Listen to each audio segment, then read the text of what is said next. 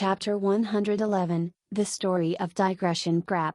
Was Gufei's first thought when he saw young Master Han. Currently, only the members of young Master's elite mercenary group and Willow were aware of his fierce close combat mage persona. Besides them, the Amethyst Rebirth's ladies were possibly the closest to uncovering his secret. Had a mage job class, visited Y City, skilled and adroit, and was acquainted with young Master Han. The more similarities the Amethyst Rebirth's ladies found, the easier they could piece things together and discover his hidden identity. He turned around and saw that July and the other ladies were indeed staring at him suspiciously. I'm about to be exposed. But upon considering this matter from a different perspective, Gufei realized that it might not necessarily be a bad thing even if his other identity got exposed. The only people he had provoked were No Smile as well as Silver Moon and his guild in Y City. Fugitive 27149's image on the forums was still considerably positive. The PvP matters he had instigated were often reasonable,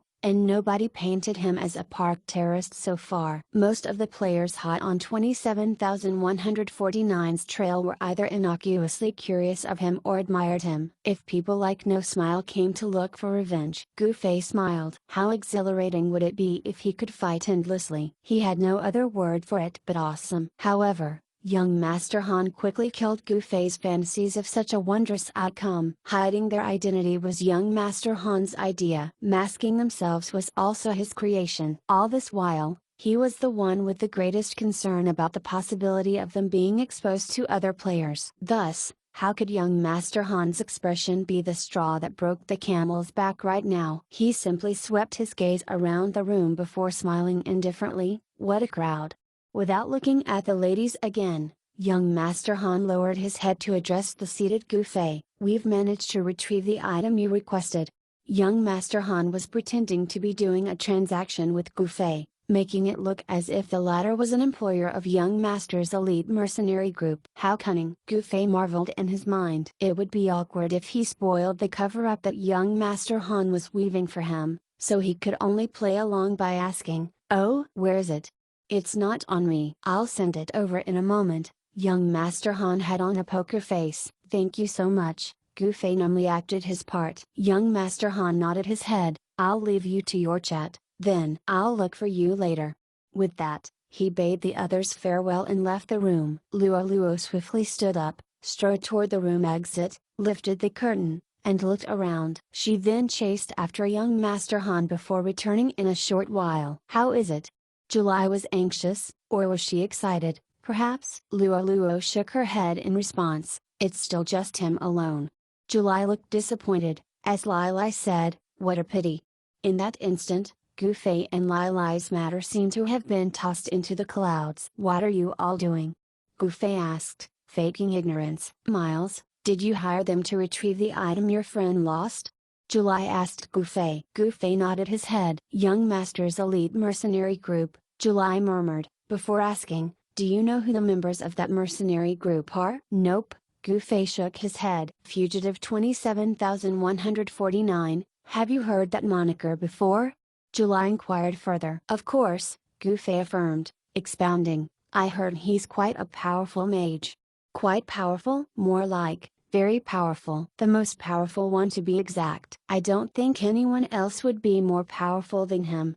Lai shouted. The look of admiration on her face made Gufei feel very uncomfortable. "Big sis, that's me right here. If there's ever a day when my other identity gets exposed, how are you going to face me?" Gufei thought to himself, adding, "Besides, I'm well aware of how super awesome I am. I'm only being modest right now. Okay?" Gufei was quite confident of his ability, displaying the same level of exaltations as Lai. Although the others would not know that he was praising himself, Gufei would still be cringing inside from saying such words. "That 27149 is a member of young Master's elite," July informed him. "Oh." While Gufei gave an appropriate reply, he did not know if the expression he was making was fitting. After all, he was not that great of an actor, unlike a certain narcissistic, pretty-faced individual. "I was the cause of that matter with No Smile in this city. We got young Master's elite mercenary group to aid us." July gave Gufei a run-through of what had happened with past deeds, thinking he was clueless about it. If awards were to be given from this matter alone, Gufei would definitely get the best male lead, most valuable player, most patient, and most vicious slayer awards. In fact, with how this issue is progressing right now, a Lifetime Achievement Award would eventually be in the bag for Gufei. So I see.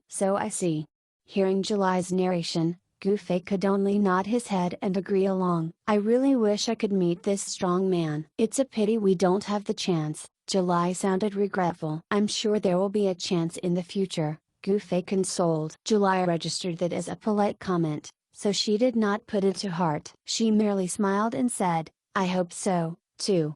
Currently, getting acquainted with the person depends entirely on young Master Han. But he is far too cautious. Notice how it's just him when he came over to discuss things with you? There's not even a trace of those companions of his, Luo observed. It turned out that she had previously bolted out the room so quickly to chase after young Master Han and learn the identity of the other players with him. Gufei sighed. If he was correct in his guess, Sword Demon and the lot must be next door. At most, they would be in the room after the next. As for the one they wished to meet the most, he was actually right in front of them. But it appears that he frequents this bar. He conducted his transaction with us here, same smiles, Luo said to July. July nodded her head in agreement. This establishment is very close to our guild house, so we can swing by when we have nothing on.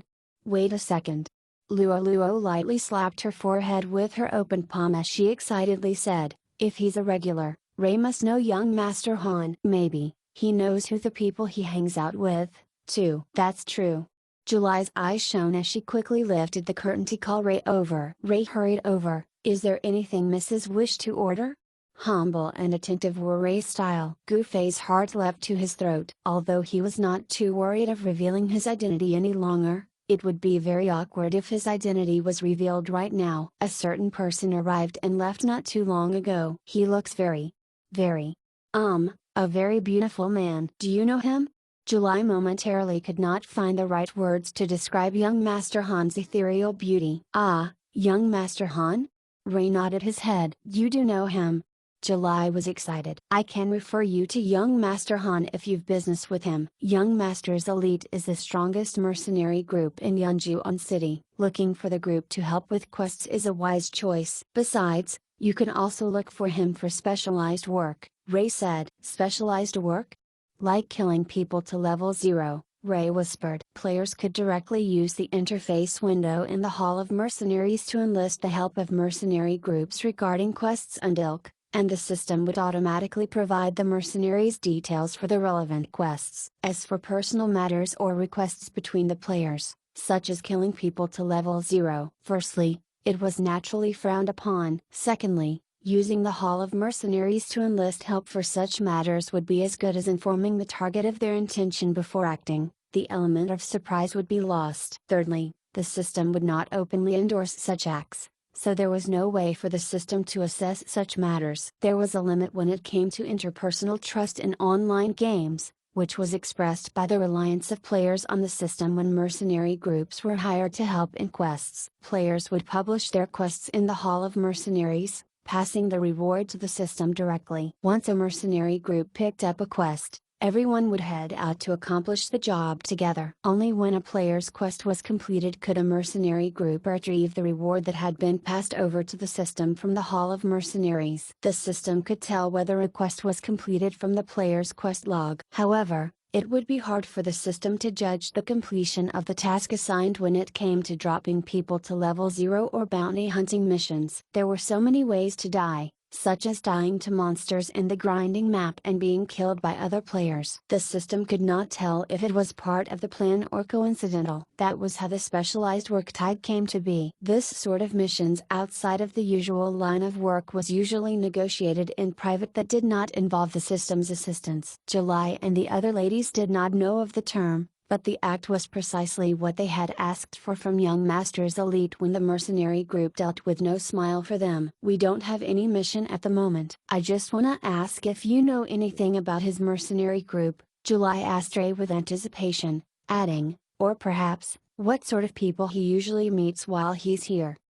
Gufei did not stay idle at this moment as he was quickly trying to add Ray as a friend. He intended to privately message him for a bit, but Ray did not open his request to be friends yet. July's question had cut straight to the crux of the matter, so all Gufei could do was let fate take the wheel. I don't know. Ray actually shook his head. You don't know? July was stunned. Gufei was stunned as well, and his expression this time was not fake. I've never seen him with any familiar faces, Ray reiterated. Oh.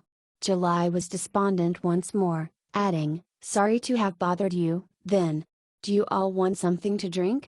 Ray's business face was back on. They were all seated in a room in Ray's bar, but they had yet to order even a glass of water or alcohol. It would just be bad business since if he did not badger them about it now. All right, July ordered some wine and passed the coins over. Your drinks will be served shortly. Ray stepped back to lift the curtain. Before he left, Gufei, who was staring at him, saw his mouth curve upward in bemusement. Young Master Han has already contacted him. Gufei sighed in relief. That man really thought of everything. Luo was several steps behind him in comparison. Ray returned with the drinks in no time. There was a glass for everyone. At the moment, everyone was thinking about the matter with Young Master's elite mercenary group and fugitive 27,149. They had long since forgotten about their original intention for gathering here. This was the magnificence of the digression effect. Legend had it that when women got together to chat, the ensuing flow of discussion would be so unrestrained and unpredictable. The atmosphere turned frigid in the next moment. July brought her glass to her mouth and took a sip. Her previous melancholy and longing when she talked about 27,149 had long since disappeared. Gufei could tell that she was about to resume the previous matter, so he quickly raised his glass and said, well, you all have heard it, too. Since that dagger has been retrieved, I guess we should bury the hatchet. There's no need for apologies after all, and we are all still good brothers and sisters. Lai, did it hurt when you fell? Nope, it didn't, Lai replied absent-mindedly. That's good then. Come on, everyone. Cheers. Gufei called out. The ladies were briefly shocked before raising their glasses from the table and clinking them together. Gufei downed the content of the glass in one draught. All right, I'm taking my leave first. Gufei put down his glass and got up. The ladies did not say another word as they waved their hands to send him off. Gufei spied that the silent Ice Glaze had barely sipped her glass and was about to place it down. Vaguely recalling her nickname that Lai mentioned in passing, he said jokingly, Xiaobing 1, my friend, remember to finish your drink. With that, he pushed the curtain away and left. Chapter Notes 1. Xiaobing is the nickname for Ice Glaze. Chapter 112, War Without Wounds. Image. After leaving the room that the ladies were occupying, Gufei checked the room next door. As he had expected, the 5 people of Young Master's elite mercenary group were indeed gathered inside. I knew you guys would be here, Gufei said triumphantly. Be honest. What's your relationship with all those ladies? No wonder you were being very protective of them last time, Young Master Han probed. We just happen to know each other. Gufei tried to pass it off. When everyone looked at him dully, he said weakly, it's true. Haha. Speak the whole truth and we won't be too harsh with you, everyone said in unison. Shh. Quiet. They're still around. You see, they really want to know the members of our mercenary group. They admire us greatly. Gufei shared this tidbit. That bunch of gossiping women. Young Master Han sighed in frustration. Royal, what are you doing? Gufei saw Royal God Call stand up sneakily, intending to go outside. Nothing. I just wanna take a stroll around. Royal God Call said as he continued to head outside. Grab him. Young Master Han yelled. Royal God Call was pulled back to his seat by War Without Wounds, who had stood up. Brothers, it's an all-female guild. They happen to idolize us. Shan't we give them a chance to do so? Royal God Call's heart was in pain as he bemoaned. Everyone sneered at the idea. What a child. Gufei flashed him with that same old look of disdain. That's right, Royal, you're too immature. War Without Wounds chided Royal God Call solemnly. See, that's what I call a mature man. Gufei looked at War Without Wounds with admiration. War Without Wounds turned to face Gufei. Miles, I don't care where the group of women came from or your relationship with them. I just wanna ask you something. What is it? Gufei asked. When do you plan to introduce us to them? Gufei was instantly left speechless. Of all the 6 men of Young Master's elite, War Without Wounds was the one he was least familiar with. He usually did not have much to say, silently arriving and taking his seat when it was time to meet and quietly getting up and leaving when it was time to go. War Without Wounds seemed to be older than everyone here by quite a lot. Gufei thought that he had difficulty conversing with everyone else besides matters related to gaming due to his age, hence, the taciturn nature he gave off. Whereas Gufei thought of Royal God Call as the brattiest of the brattiest, he judged War Without Wounds as the epitome of maturity. Indeed, he was not wrong, as the difference between the two could clearly be seen from this issue alone. Royal God Call had this immature idea of reaping the benefits by capitalizing on the ladies' feelings of admiration to him. War Without Wounds, meanwhile, had this mature idea of getting to know the girls directly through Gufei, with the traditional mindset of having Gufei matchmake for him. Whatever the case might be, the two had the same goal in mind, to pick up girls. No need to waste time on that. Wounds, let's use this chance while they're still interested in us to reveal to them that we're part of Young Master's elite mercenary group. An opportunity like this won't come twice, Royal God Call persuaded. It seemed that he intended to form a team with War Without Wounds and pick up the mission of getting to know the ladies. You two together? Gufei laughed, but he did not say anything further. In the end, it was young Master Han who heartlessly voiced what Gufei had wanted to spit out. You two standing side by side, one is obviously too old, while the other is too young. Aren't you too afraid that they'll treat you as father and son? Picking up chicks as a father and son combo? That's rather fresh. I'd love to see you two try. Brother Assist was hooting with laughter. War Without Wounds and Royal God Call looked at each other. Shitty old man, get the hell away from me. Royal God Call rasped. It's you who should get away from me, shitty Shota. War Without Wounds countered. Settle down. You two should not waste your efforts. That bunch of women is only interested in who our mage is, young Master Han said. Miles, do you intend to swallow them all? War Without Wounds and Royal God Call glared at Gufei. Wounds. Gufei said in a very pained voice, your image in my heart has been utterly ruined today. Image may be precious, but love's more valuable. War Without Wounds recited. God damn it, I should have chosen to be a mage. Royal God Call's regret only deepened. It's not about your job class, it's a matter of your temperament. Gufei patted him. Brother Assist could stand it no longer. Oh, woe is the heavens. Is humility a virtue?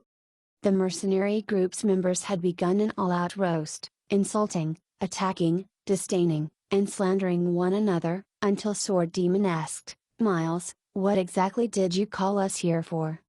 Although Sword Demon did not speak very loudly, everyone still heard him clearly. They immediately simmered down and felt a wave of shame rush over them. This was especially the case with Gufei, who had just arrived after spending some time with the Amethyst Rebirth's ladies. Digression. Isn't that a woman's patent trait? And yet, here's a bunch of men doing the very same thing. All began to check themselves. Gufei took out Frost Memories and gave it to Sword Demon. You got it back?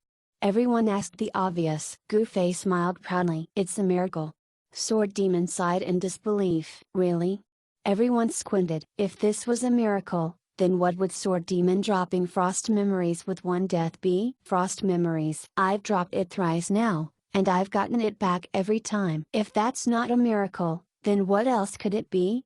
Sword Demon reflected. All held in their shock. Calling such a thing that happened in sequence a miracle was indeed accurate. All 3 times were thanks to Miles helping, Sword Demon added. Gufei froze. In his mind, he had helped Sword Demon only in 2 occasions. Thinking for a bit, he realized that Sword Demon had included their first PvP with each other. It was true that Sword Demon's Frost Memories was indeed taken by Gufei during that fight. Not one reacted much to this revelation. Having the best understanding of Gufei's capabilities, they were already numb to his prowess. This was especially the case after Royal God Call had revealed to them about Gufei's Midnight Spirit Robe and Moonlit Nightfalls. Everyone felt even more impressed upon being able to justify his monstrous strength. They were all top experts in the online gaming community. Having such a character like Gufei pressure them was honestly not a great feeling. However, everyone could swallow this reality easily since he was a good friend to everyone and was not a particularly vain person. Now that that matter is settled,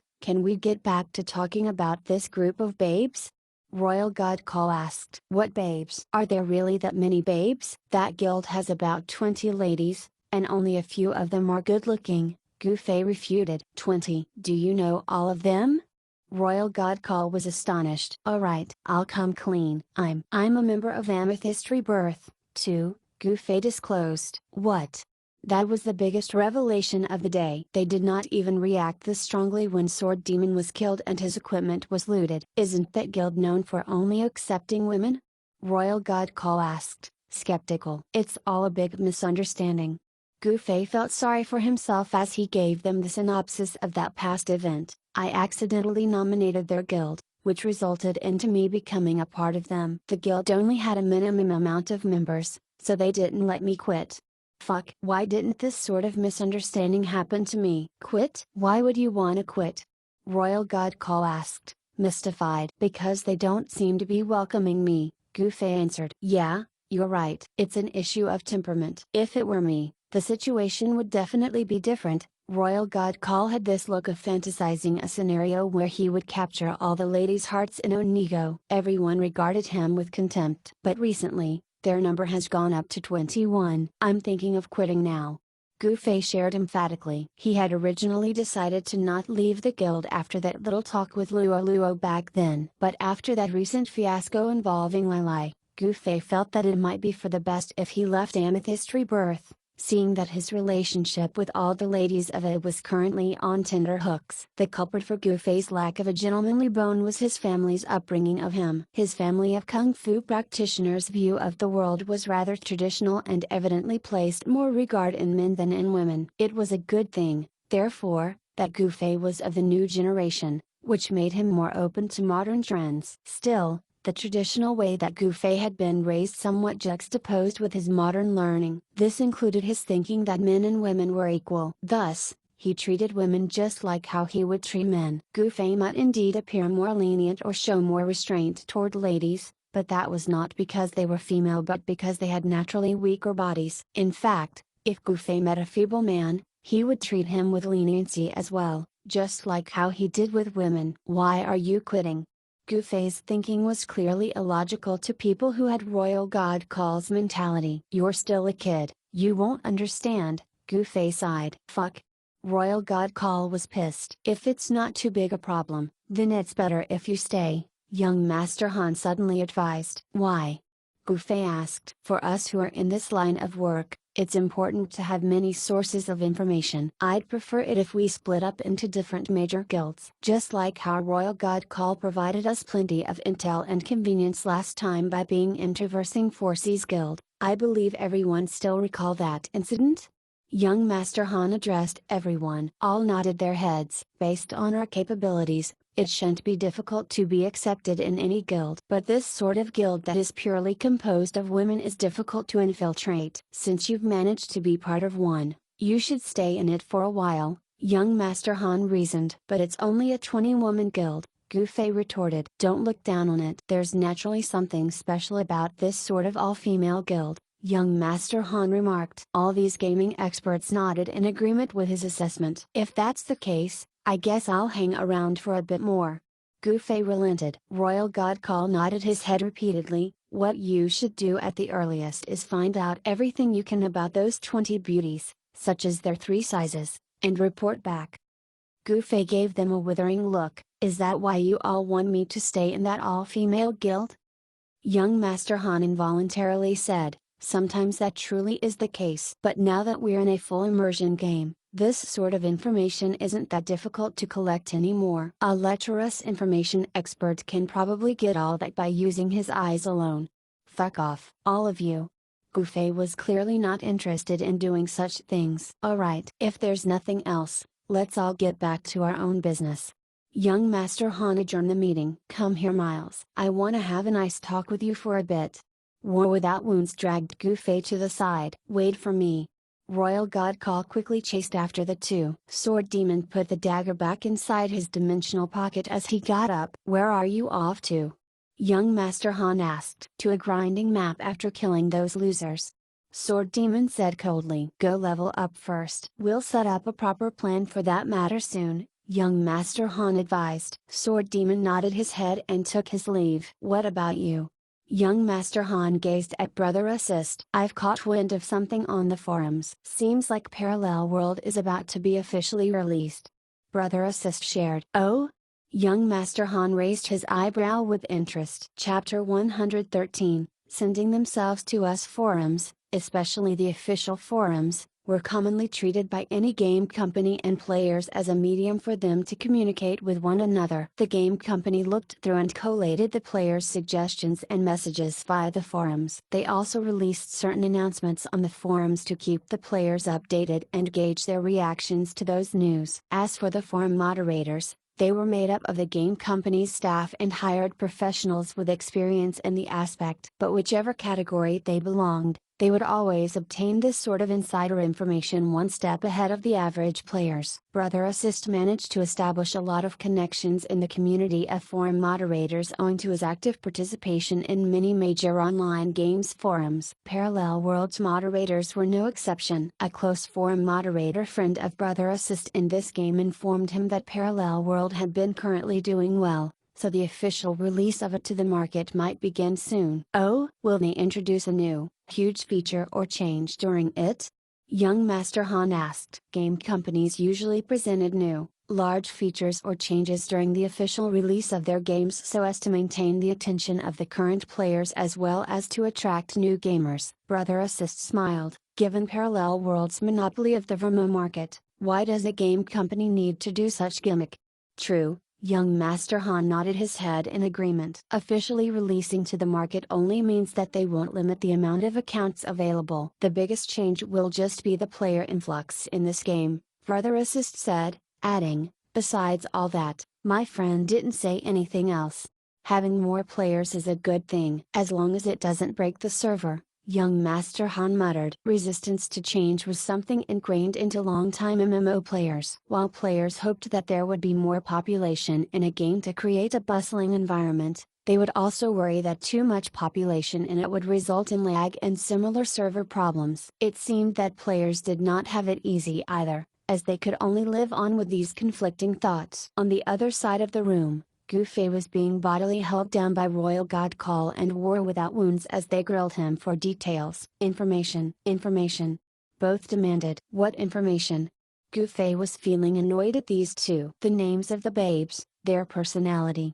The two persisted. I don't know anything other than their IGNs right now, personality is even more out of the question, Gufei told them. He could not help but think of Lila with her volatile personality. He wondered how these two would react when faced with a lady that had such personality. You're so useless. You've been in that guild for quite some time now, yet you don't even have a bit of information about those beauties?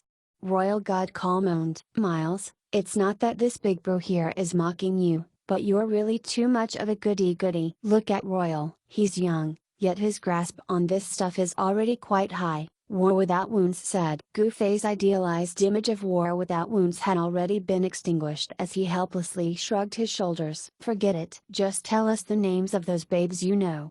The two demanded. Getting the ladies' names was easy for Gufei, as he only had to read out every IGN listed on the guild tab to the two men. However, names in online games did not just function as such. They were equivalent to acquiring a person's phone number in reality. Once a player found out the IGN of another, he or she could add that person as a friend, allowing the player to endlessly harass the other with messages. Thinking of that, Gufei was even more afraid to casually give these two the ladies' IGNs, even if the name belonged to Lila whom he did not like. What's wrong? Spit it out.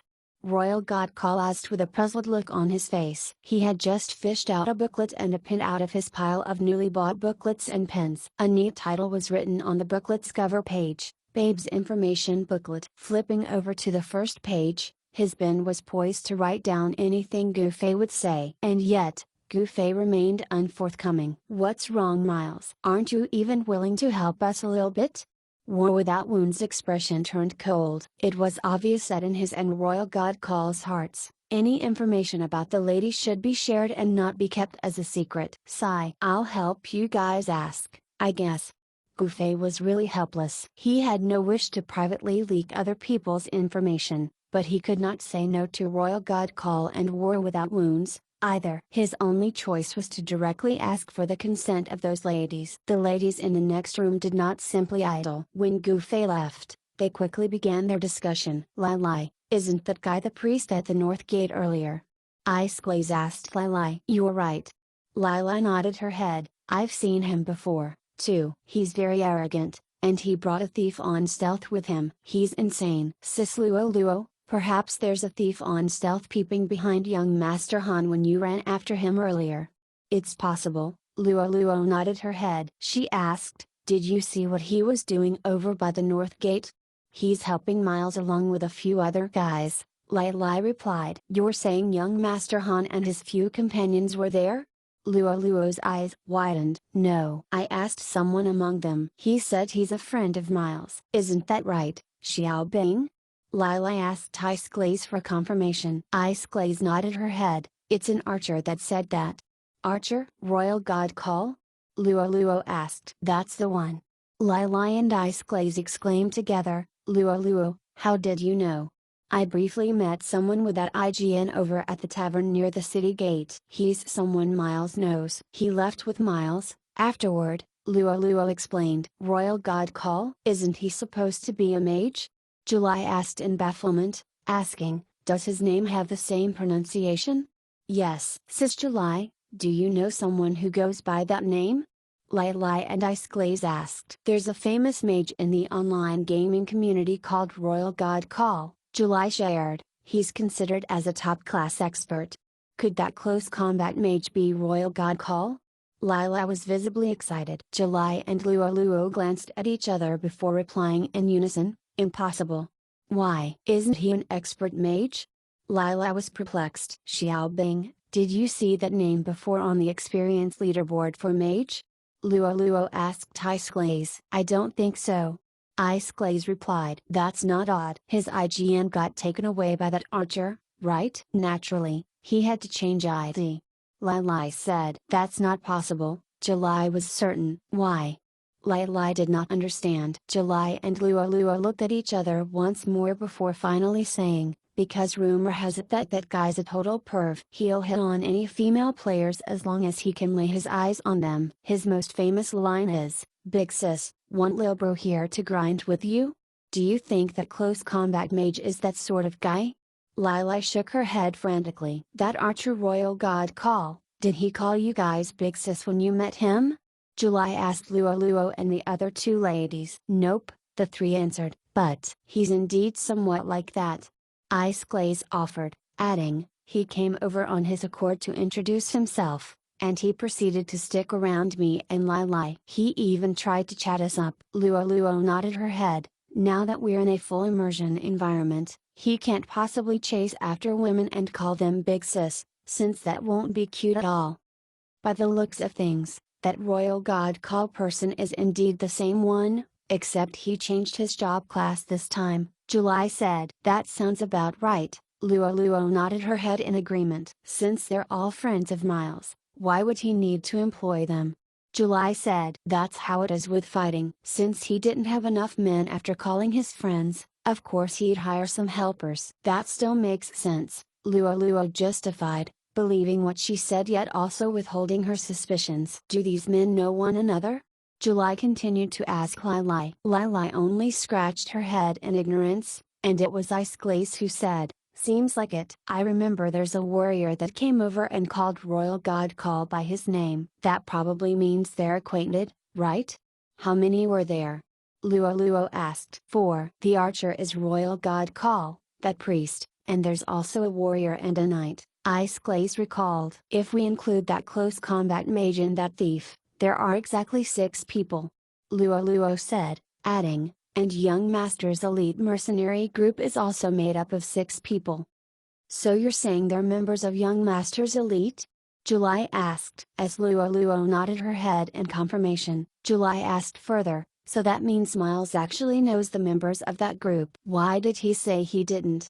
If they're friends, Miles is probably helping them hide their identity. Or perhaps, Miles is also a member of the mercenary group. If that's the case, then Miles is definitely that close combat mage. Luo could barely contain her excitement. Anything but that, please. Lai Lai began to cry, saying, with how he is giving me the cold shoulder right now, don't be hasty. This is just a guess, we still need to confirm it. Luo consoled Lai Lai. Lai Lai had always been idolizing the close combat mage. If we want to confirm this, it depends entirely on that royal god call person, July said. That person. There shan't be problems if we show ourselves to him, right? Luo wavered. Who's willing to get close to that perverted guy? July asked the floor. None of the ladies volunteered. According to what I know, he's not a big. Just as Luo began to say this, the other three promptly nominated her by saying, then, you go. Oh, that's right. That new member Willow seems to know him. Luo quickly tried to nominate another lady. No. The fewer people who know about this, the better. They've painstakingly hidden their identity all this time. Just our inquiry is already unwanted, let's not increase the number of people in the know, July rejected. Looks like we can only draw lots for this. Luo swept her gaze around. July also gazed around before finally sighing, let's just draw among the three of us. Even if Xiaobing draws it by chance, I'm afraid she won't be able to ask anything. Ice Glaze blushed scarlet. Just as they were about to pick at the paper slips, July suddenly happily said, wait a minute. What? I have two friends who found out that I'm a member of Amethyst Rebirth. They hope for me to introduce you ladies to them. July read out, Miles sent this message. Without even asking, I'm sure one of the two friends he mentioned is that royal god call. Luo was ecstatic. Looks like they've sent themselves to us. July laughed. Call them over. We must grill them and make clear of everything this time. Luo said. What if Miles is indeed the close combat mage? What will I do? Lai started to cry once more. You'll have no chance at all. Then, Luo lowered her head and chuckled. Chapter 114, Controlled Exposure. When Gufei got July's alright, come over reply, he was immediately at a loss. Thinking back to the attitude that the Amethyst Rebirth's ladies had shown him the first time they met and Luo's earlier comment about the way the ladies viewed him differently from the other male players, Gufei thought for sure that July would reject his request. Right now, not only did July not reject his request, she also readily agreed to it. Did she wrongly assume that I'm introducing another lady to the guild? Gufei realized the possibility of that, so he quickly sent her another message to clarify, they're men. Unexpectedly, July replied much faster than before, that's fine. We're still at Trey's bar. She must be drunk, Gufei thought to himself. At the same time, he realized that he could shirk taking responsibility for this issue. Since the other party had no issue with meeting the two men, then he was merely someone who introduced two groups of friends to each other, so it was not like he was in the wrong for bringing men to meet those from Amethyst Rebirth. With that, Gufei got up and looked at War Without Wounds and Royal God Call that had the look of expectation written all over their faces. Let's go. Where to? They asked. To the room next door for you guys to meet the ladies. Gufei answered. Oh, yes. Both exclaimed in elation. They only wanted to get their names, they did not expect to have their first intimate contact with the ladies this soon. Instead, you sure do things efficiently, Miles. I really admire that about you, War Without Wounds beamed, as if he had not just called Gufei a goody-goody a short while ago. Thanks. Gufei bitterly laughed as he brought the two into the next room. Wishing to meet and actually meeting, to think we're just several steps away from one another. Royal God Call sighed as he tried to sound sophisticated. Gufei stopped himself from sending a roundhouse kick on Royal God Call's mouth. Gufei lifted the curtain and beckoned the two inside the room. After exchanging introductions between the two parties, the atmosphere became really harmonious within the room. Gufei looked at the four ladies and saw that their eyes were clear, not looking the least bit drunk. He really could not make sense of this. Royal God Call began hitting on the ladies. He pointed at Luo first and said, I've met you before. He then addressed Ice Glaze and Lai next, I've also met you two before, right?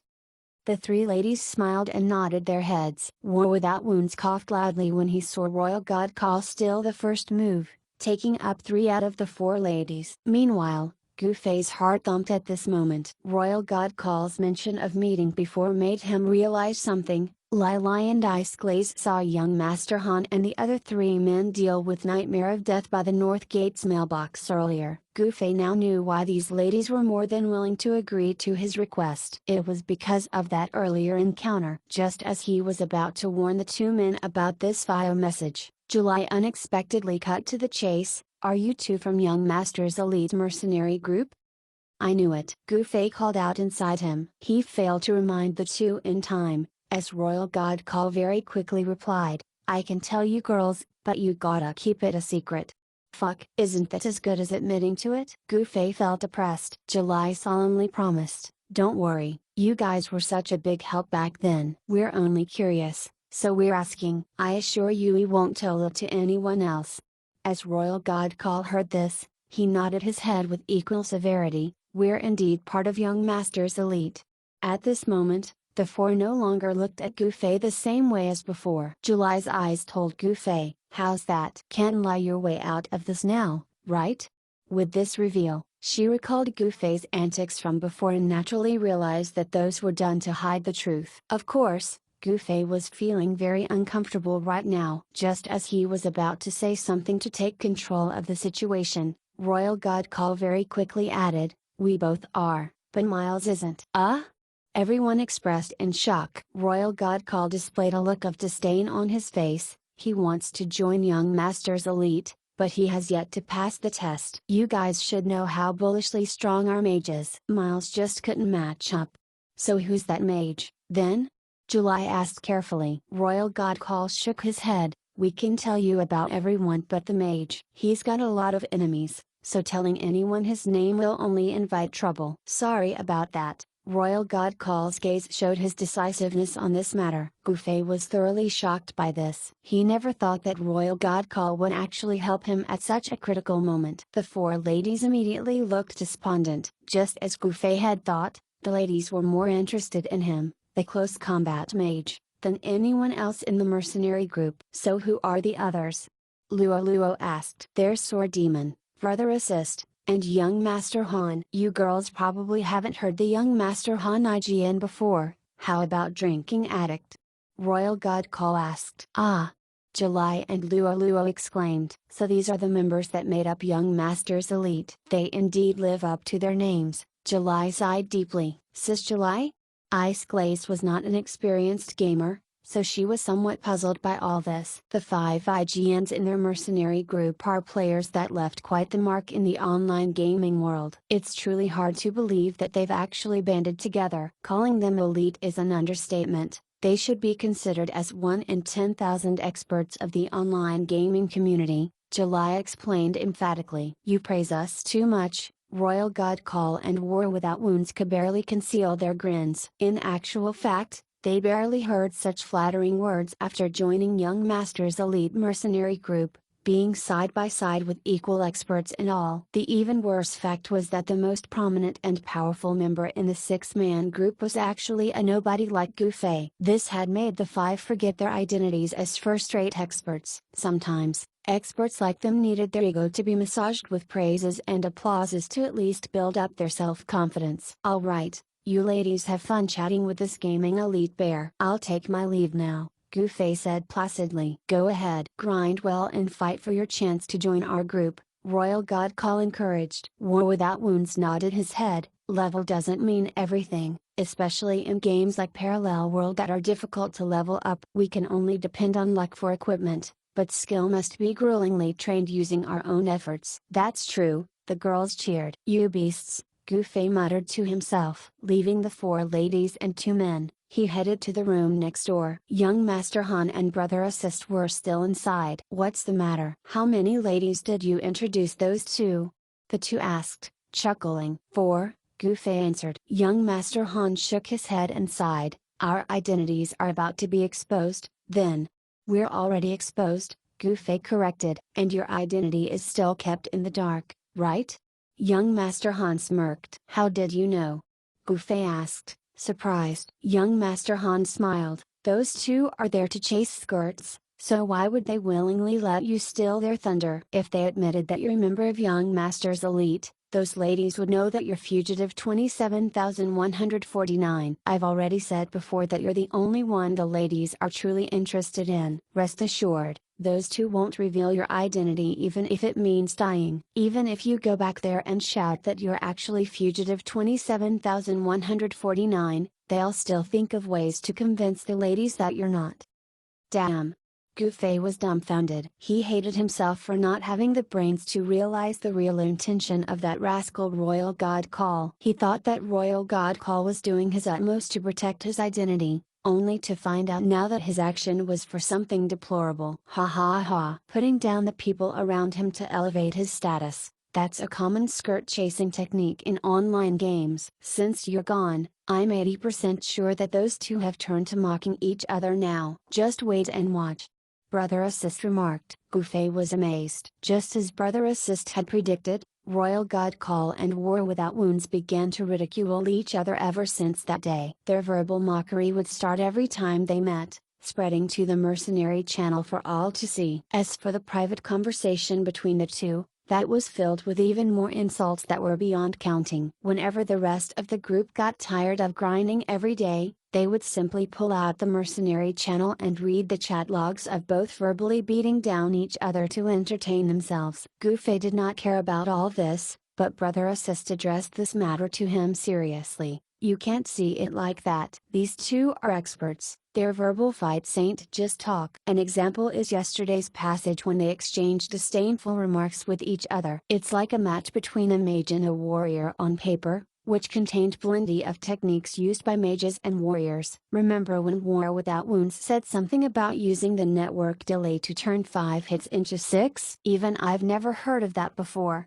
Besides this, the two began to loiter around the street that Amethyst Rebirth's guild house was situated. Its distance from Ray's bar was relatively close. Whenever the other four of Young Master's elite mercenary group left the bar after resting there, they would countless times see Royal God Call and War Without Wounds walking up and down the street while giving each other verbal lashing. After asking a bit, they found out that the two had intended to create a coincidental meetup scenario with the Amethyst Rebirth's ladies on that lane. The two did not wish to be outdone by the other in their skirt chasing, thus, they spent copious amounts of time doing such inane things, causing their rankings on the experience leaderboard to gradually drop with each passing day. War Without Wounds was no longer the number one on the warrior leaderboard, while Royal God Call was already outside the top 20 spots on the archer leaderboard. Lust is the heart of troubles.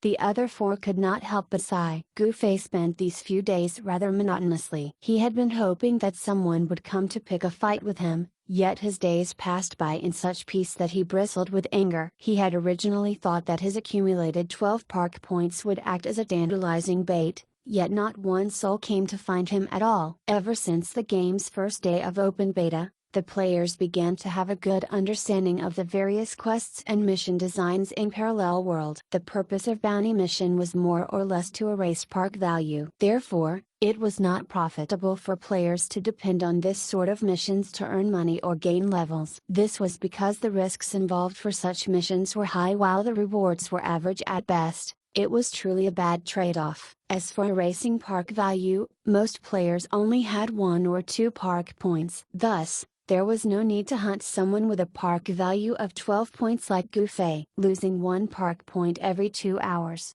Gufei's 12 park points were cleared off just like that, which caused him to feel very sad, as he had just lost some great opportunities to engage in PvPs. Besides that, Nightmare of Death and gang did not actually look for him after what had happened. Gufei remembered how the gang members had shown interest in his Moonlit Nightfalls, yet they did not even make a move on it. This was something Gufei could not fathom. As such days passed by one, Gufei found it difficult to tolerate the monotony after getting addicted to PvP. He would even take a stroll down the streets in his hopes to bump into a chance for him to become belligerent. Unfortunately for him, Yunju City's atmosphere was one of peace. Gufei even entertained the thought of returning to I-City. At the same time, just as what Brother Assist had said before, the game's official release was about to happen. Chapter 115, Windchaser's Boots. On the first day of Parallel World's official release, Gu Fei received quite a huge fright when he got online and saw the people all around him pack like canned sardines. It happened to be nighttime in game when he logged in, so the balls of fire floating everywhere in the Mage Academy and lighting up the whole place appeared somewhat sinister to him. In addition to this, the sight of countless men, women, elderly, and children shouting, "Shoot, shoot, shoot!" to their heart's content created a very incongruous and cringe-worthy atmosphere in the entire academy. Apparently, a number of mages that day were so alarmed by the sudden change in Parallel World that they acted unlike their usual selves. Gu Fei suspected that Fireball must have had it the worst out of all these people, as he had not gotten online for 4 days straight after that day when the game was officially released. When he finally logged in, Fireball seemed to still be out of it when Gu Fei chatted him up. Obviously, his thoughts were still in turmoil. There were too many people. This was what everyone thought when the VR game's official release happened. The sudden population explosion of players had brought about huge changes to the game's landscapes as well. For instance, Peddlers Street 1, Peddlers Street 2, Peddlers Street 3, and so on and so forth came to be. Even Yunjuan City's Central Plaza became a sprawling bazaar. Even the cost of beginner equipment experienced a spike during this period of time, taking about 2 weeks before it finally settled. Some business-minded players that had received information about the official release before the others managed to make a tidy profit from this wave of rising prices of the beginner equipment. Young Master Han and Brother Assist were two such individuals. Sword Demon madly grinded levels after losing 2 levels worth of experience points before. However, he apparently had a stake in young Master Han's business, so he made quite a sum as well. However, these men were clearly not professional gamers. Professional gamers would try to exchange the in-game coins they earned to real-world currency. In contrast, these men actually squandered all their newly earned gold coins haphazardly. Young Master Han could be seen at Ray's bar drunk like a skunk for several days, and Sword Demon's equipment experienced an extensive overhaul. As for Brother Assist, it was unknown where he spent his gold coins on. War Without Wounds and Royal God Call seemed to have become unofficial members of Amethyst Rebirth at this point. They felt resentful toward Gu Fei for being able to join the all-female guild while they could not. Eventually, these two men's resentment died down upon considering the fact that they had actually been spending more time with the ladies, as they grinded their levels together, compared to the actual member, Gu Fei. Amethyst Rebirth gained quite a number of ladies ever since the game's official release, giving these two legendary skirt chasers much stuff to busy themselves with. Every day, they would leave a bevy of beauties outside the city to grind levels. In some players' eyes, this was a glorious task. As for the most prominent and glorious in-game, open beta player, Gu Fei, he was actually the one who had felt the most depressed before the start of this entire event. Gu Fei had taken to loitering around the Bounty Mission Assignment Hall as it was the one place he could legally acquire PvP subjects. Unfortunately for him, Yunjuan City's peaceful atmosphere was absolutely detrimental to his bounty hunting business. The wanted players list only had very few targets at any given time, which he could easily handle in no time at all. Just as Gu Fei was feeling dispirited by all this, the official release happened and the great fanfare that ensued provided a wind of change for him. An innumerable amount of players entered the game, so an innumerable amount of players needed to grind levels as well. The disadvantages of the huge amount of experience points needed before and after level 30 in Parallel World became evident at this point. Back then, Sword Demon could grind to level 24 in a day. Even if the current players did not have his luck and perseverance, reaching level 30 was not a tall task. In just a few days, a majority of these players' levels managed to get within the range of level 25 to 30, which resulted in the grinding maps near Yunjuan City to increase abruptly in player usage by several folds. The players at Yangxiao Farm, which was already a treacherous place to begin with, could no longer grind on the monsters by slyly accusing their competitors of kill stealing like before. These days, players there openly killed one another, with many of them constantly kill-stealing monsters. All sorts of players could be seen over at Yangxiao Farm, such as players alone, players in a group, and gangs in alliance with other gangs. Yangxiao Farm momentarily transformed into Yangxiao Cemetery, With the sorrowful cries that incessantly echoed all across the map and blood that painted the fields red. The bounty mission assignment hall's wanted players list naturally began to fill up, leaving Goofy totally elated that his smile would just not come off. Every day, after grinding his level a bit, he would go to the hall and wait for the appearance of these missions in his remaining time online. His fellow mercenary group members felt that Goofy busying himself with this matter was not good. After all, the efficiency of grinding through bounty mission was simply too low. The efficiency would be high if the targets of the various missions stood right outside the entrance of the assignment hall, waiting for the players to kill them. However, something like that happening was simply impossible. Thus, a large amount of time doing these missions would be spent rushing back and forth to a target's location in the hall. In addition, time would be spent on pinpointing the target's exact position. However, Goofy did not care about all that, as his purpose for doing the missions was not to grind levels. Thus, he continued to find happiness in doing such activity without feeling the least bit bored. Just as the rest of the mercenary group had expected, Goofy's #1 position on the experience leaderboard for mages due to that one chain quest severely plummeted. It was far worse than Royal God Call and War Without Wounds that had once spent more time flirting than grinding. However, the situation changed 2 weeks after the official release. Goofy's leveling speed suddenly seemed to have been revitalized to his previous level of efficiency. They all thought that Goofy had become enlightened. When they mentioned this at their gathering,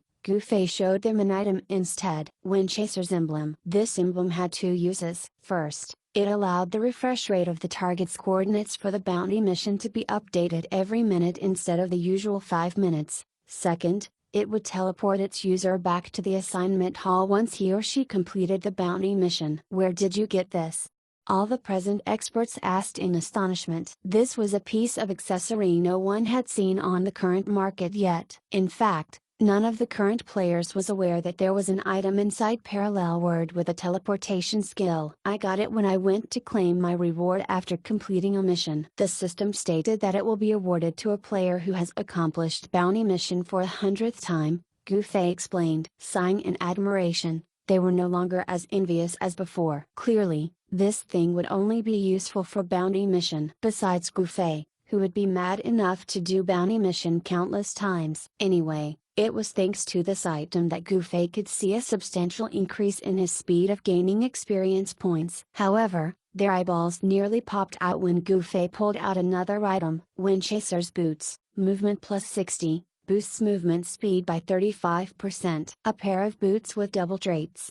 Everyone gasped loudly. A character had a maximum movement speed when it was first created in Parallel World. Mages, for example, would have their speed capped at 100 points. Afterward, the different job classes' growth rate and the agility stat would result in different increases in movement speed as players added points to agility differently. The growth rate for Mage's movement speed, based off the agility stat, was 1:1, meaning, adding a point to agility would increase movement speed proportionately. Thus, boots in Parallel World were only useful for one thing, boosting movement speed, and usually only had one trait. A trait like movement plus 60 would be chosen by characters who did not add much points to agility stat, while the other trait that increased movement speed by a given percentage would mostly be selected by job classes that focused on agility as part of their build. Take Goofy as an example. His full agility build plus the agility points he gained innately every time he leveled up would afford him 180 points to agility by the time he was at level 30. If the 108 points and 180 allocated points of his agility were added together, his resulting speed would be 280 points. If he were to equip a pair of boots that boosted movement speed by 35% at this point in time, his movement speed would increase by another 98 points, which it would evidently be better than a pair of boots that had movement plus 60 trait on it. Now, consider a mage who did not blindly add points to agility. His or her movement speed would only be at 130 points upon reaching level 30. This meant that this pair of boots that boosted movement speed by 35% would only increase his or her agility by 45 points, making a pair of boots with movement plus 60 trait a better choice for him or her. The Windchaser's boots with Gufei had a rather average movement plus 60 trait and an excellent boost movement speed by 35% trait in comparison to the traits of other boots currently available in game. Still, the two traits appearing on a pair of boots together, none of the experts seated could claim to have ever seen another pair that was as op as Gufei's. "Where did you get this?" they all clamored. The mission-sending ability of Windchaser's emblem had given them a shock, but the accessory was useless besides that feature. This pair of shoes, however, was another matter, especially to Sword Demon and Royal God Call. Gufei smiled. "I also got this from that last bounty mission I completed. Besides the emblem, I was awarded with this pair of boots, too." Apparently, it's awarded to a player who consecutively completes the bounty mission for 100 times. Consecutively completing bounty mission for 100 times. Everyone murmured. This criterion was evidently far harsher than merely completing the bounty mission 100 times. There were many conditions that could cause bounty mission to fail. Getting killed by a target was naturally the most humiliating way to fail it. Another player capturing a target first, a target's spark value duration ending and getting erased, or a target suddenly having a change of heart and turning himself or herself in were treated by the game system as a player failing the bounty mission. However, with such a prize like the Windchaser's boots right before their eyes, it was truly difficult for them to not feel moved. Royal God Call was obviously the one who fell in love with the pair of boots the most, as he hesitated for a while before finally saying, "Miles, lend me your Windchaser's emblem. I want to get this pair of boots, too." Gufei decisively passed Royal God Call the emblem without a second thought. "Take it. I happen to be preparing to grind my level. I heard players can get job class advancement when they reach level 40. 1 month had passed since the official release of Parallel World. Players like young Master Han and the rest who were ahead of the pack had already broken through the level 40 threshold for quite some time. A large number of players were currently assaulting the level 40 ceiling as well. Gufei running around to play with the bounty mission with wild abandon had caused his glorious #1 spot on the experience leaderboard to sharply decline. It was only after obtaining the Windchaser's emblem that boosted his efficiency that he somehow managed to preserve his position. After all, Gufei's ability to grind on monsters 20 levels above his level was not something any other players had. His efficiency was far greater than anyone else even if he just spent 2 hours grinding every day. If Gufei did not hold this advantage, his position would surely be at a middling level in the game by now, especially since he had focused solely on bounty hunting. "Oh, yes, Miles, what are you thinking of advancing to? Water or lightning?" Royal God Call asked. Gufei was stunned. "Must I remain as a mage? Can't I change to a brawler, instead?"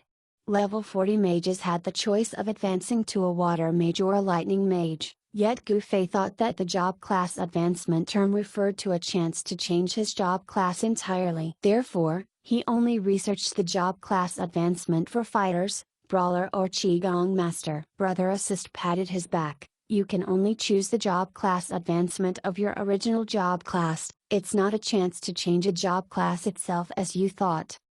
"So that's how it is." "I'll have to research further, then," Gufei said despondently, asking, "Have you guys advanced yet?" Out of the 6 members of the mercenary group, 5 had already reached level 40 besides Gufei who was at level 39. Even Sword Demon who had previously lost 2 levels worth of experience points already reached level 40 last night. "Nope, we're still researching," Brother Assist answered. Chapter 116, Substitute for Royal at level 40. The 7 main job classes would come to a divergence, where each job class would branch out into 2 separate pathways. Besides providing a different set of skills and spells, these 2 pathways would also revamp the player's stat growth rate that was established when they first started the game. Hence, when players went for job class advancement, the system would offer them a chance to reallocate the stat points that they had previously distributed. A sizable amount of players were thumping their chests and stamping their feet in frustration when this rule was announced. Had they known that such a chance to reallocate their stats would be offered eventually,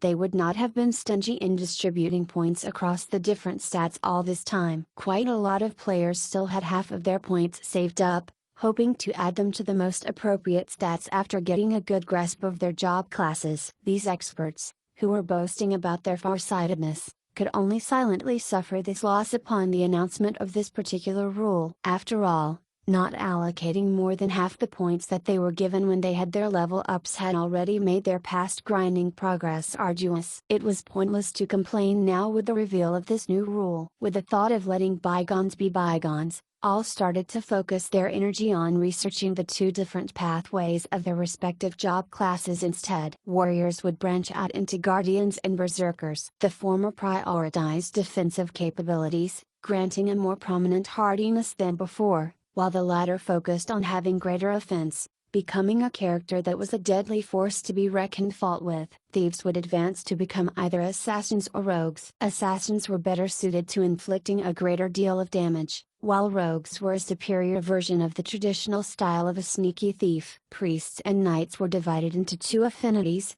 light and dark. It was stated that the job classes with affinity toward the light side would continue to possess strong capabilities in assisting and supporting teammates. Those belonging to the dark side, meanwhile, would acquire cursing type skills or spells. For fighters, their choice would either be a brawler or Qigong master. The former would continue to fight with bare fists. As for the latter, it was stated that with their vast internal force, Qigong masters would acquire AO skills on par with mages. Sharpshooter and hunter were the job class advancement choices available to archers. The ability of archers to ambush from afar remained in these two job classes, with sharpshooters continuing to develop their forte of long-range attacks and hunters attaining the ability to set up traps. Lastly, there was the mage job class where the difference in advancement lay in becoming either a water mage or a lightning mage. Judging from the official list of spells that was posted, mages seemed to have the most distinctive differences after assaulting the job class advancement. Water mages had water and ice-based spells that could inflict the freezing effect. Lightning mages had lightning and electricity-based spells that could produce the shock effect. Besides mage, no other job classes appeared to have two advancement choices so different from each other. There was of course an obvious reasoning to this: no matter which pathway the mages chose to advance forward, their job class was the only one that could rely on the previous method of focusing on an intelligence-based build. Besides the fighter job class, all 6 members of Young Master's elite mercenary group had chosen a different job class out of the 7 main ones. All of them currently qualified for job class advancement except for Gufei. Since they were all gaming experts, they had yet to advance to a specific job class,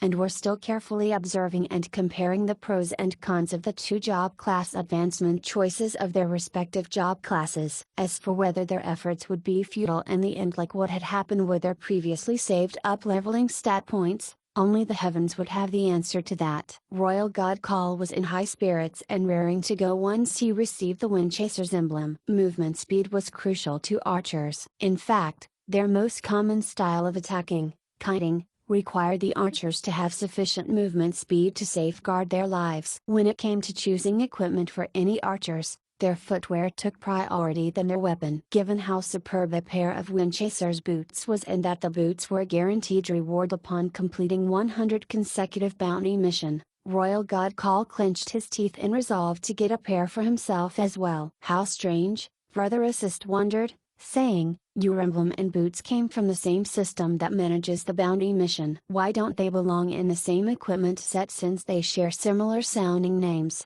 Green tier equipment came in different pieces that formed a full set, and they were displayed with green font. Once all the different pieces were gathered together, the hidden traits within them would be activated. The 2 new pieces of equipment of Gufei were obviously not green tier and were just gold tier, not even reaching the rank of purple tier. Gufei was of course clueless about this matter. As for Royal God Call, he cared less about it, as all he wanted was a pair of Windchaser's boots for himself. After equipping Windchaser's emblem, he said to Gufei, "Alright, I am off to plow through the bounty mission. I'll leave the level grinding over there to you." "Wait, what? What's this about level grinding over there?" Gufei stopped him from leaving. "I've been taking the beauties of your guild for level grinding every single day. I need to go plow through the bounty mission now, and it just so happens that you need to level up fast, so you should go there in my stead. I've already told them to meet over at the tavern entrance by the east gate at 7:15 p.m., you probably know them all, anyway. Alright, I'm off. Don't forget about it. Royal God Call disappeared in a flash after saying this. Ah, it's 7 p.m. already? I gotta go, too. War Without Wounds hurriedly got up as he looked at the time. My speed is slower, so I have to leave early, he mumbled while getting up. It's time for me to do a group grinding with others, too. I'll walk with you. Brother Assist left with War Without Wounds. Only 3 remained out of the 6 in the blink of an eye. Gufei looked around the room and at the remaining 2 that were closest with each other, Sword Demon and Young Master Han. What about you guys? It's probably time for you two to join some other groups for level grinding as well, right? Why don't you guys take my place and go do whatever over there? Gufei always trained by himself, and he currently felt pressured by the task Royal God Call had handed over to him. I've always been grinding on my own, Sword Demon answered. I never grind at this time of the day, Young Master Han replied while drinking his liquor, adding, there are too many people. The time after dinner until the time before bed was always the peak hour in online games. Gufei sighed. It looked like he had no choice but to participate in this party grinding as there were no other people he could count on at the moment. Gufei stood up and equipped the most stylish robe, Midnight Spirit robe. Strapping Moonlit Nightfalls on his back, he then left with his hands inside his robe pockets. To think this is actually a mage, Young Master Han thought to himself, as he watched the departing Gufei from behind. Now that Parallel World had been progressing and going steady for more than a month, a black mage robe was no longer considered unique. Where top-grade weapons emitted certain luster, top-grade clothing did not have this particular effect, making it difficult for the average players to determine the quality of the garment through their naked eyes alone. As for Moonlit Nightfalls with its purplish luster, Gufei had been carrying it so visibly for all to see on purpose. Life did not always go as expected, however. Those top-grade equipment looting thugs and robbers were nowhere to be found, and not even one of them made an attempt to rob Gufei even now. As he drew nearer the city's east gate, Gufei could already see a group of ladies gathered outside the tavern close to the gate from afar. He glanced at the time, 7:10 p.m. He was 5 minutes early of the appointed time. Legends had it that women were unpunctual creatures, but that did not seem to be the case in-game. He did a head count as he walked closer. There were 9 people, and he recognized 2, Ice Glaze and Luo Luo. There were 3 faces that seemed familiar, and 4 that he had never seen before. Ever since the game's official release, Amethyst Rebirth had been rapidly growing. Their initial modus operandi of recruiting only female players was unchanged, and Gufei remained as their sole male member as they expanded into a guild with 57 members. Guild leader July seemed to have gotten the notion that Gufei did not mingle well with the rest of them. She would usually notify him about the regular guild activities, such as forming parties for grinding levels or doing missions together, while emphasizing that it was up to him to join them or not. Gufei, in return, would always reply, I'm used to grinding alone. At some point in time, July had stopped notifying him. He would occasionally bump into some female guildmates on the streets. However, the only thing he could recall for the vast majority of them was their faces, not even able to address them by their names. Thus, he did not dare to greet the familiar-looking ones on the streets for fear of mistaking the wrong people. A month had passed like this, with Gufei and those of Amethyst Rebirth being akin to parallel lines that never met. He was curious as to how much longer July could endure having such a member who existed only in name. Thanks to Royal God Call's request today, Gufei would finally cross paths with those of Amethyst Rebirth after such a long time. As he approached the 9 ladies, Luo Luo and Ice Glaze just happened to have their backs facing against him. The other 4 did not recognize Gufei. There were 3 more that shared a mindset with him, so they did not dare arbitrarily greet this familiar-looking guy for fear of getting the wrong person. Ahem! Gufei cleared his throat lightly behind Luo Luo. Turning around and seeing Gufei, she revealed a bright smile. My! To what do we owe the pleasure of your company? Gufei smiled sheepishly. Long time no see. He had not run across Luo Luo for more than a month now, and that kind of duration was enough to turn a pair of close friends into strangers in online games. Luo Luo pulled him to face everyone. Allow me to introduce him to you all. This man here is 1,000 miles drunk. Ah, The four ladies that were strangers to Gufei had a surprised look on their faces. All these new members of Amethyst Rebirth had been wondering about the remarkability of the only male player in their all-female guild. If they were to speculate using common sense, this person was either in an out-of-the-ordinary relationship with a core member in the guild or a man in body but a woman in heart. Upon further inquiries, these two speculative gossips were quickly debunked. Furthermore, even those who were acquainted with Gufei, like July and Luo, actually knew little about him. On the contrary, it was the two external helpers of Amethyst Rebirth, War Without Wounds, and Royal God Call, who seemed to be close friends of his. A lot of the girls wanted to dig out more information about the guild's sole male member from those two people. Unfortunately, those two were very attentive to the possible danger in this regard, and their hearts would skip a beat whenever the ladies would inquire about Gufei. Thus, the ensuing description of Gufei that the two provided the girls was more or less in line with what anyone would expect from them. However, the girls were no fools. They could naturally tell that the two men were spouting nonsense the more they said about the person in question, resulting in Gufei becoming more shrouded in mystery to the ladies. The mysterious person had just appeared before them. Naturally, the four newcomers were very thrilled. All that was missing from this touching meeting was them asking for Gufei's autographs. Just what kind of gossips can be found on him? We must unravel them all, was what the four of them resolved silently. This was essentially the nature of most female players. They cared less about what someone was capable of and more about what possible stories or entertainment a person could provide them. Since everyone is here already, shall we go? Luo asked as she sent Gufei an invitation to party with them. As Gufei accepted the party request, Luo smilingly said to him, "You are filling in for Royal, so you take the lead." She passed the position of captain to him after saying this. What followed soon after was a series of system notifications that popped up to inform everyone that the party had been disbanded. What's going on?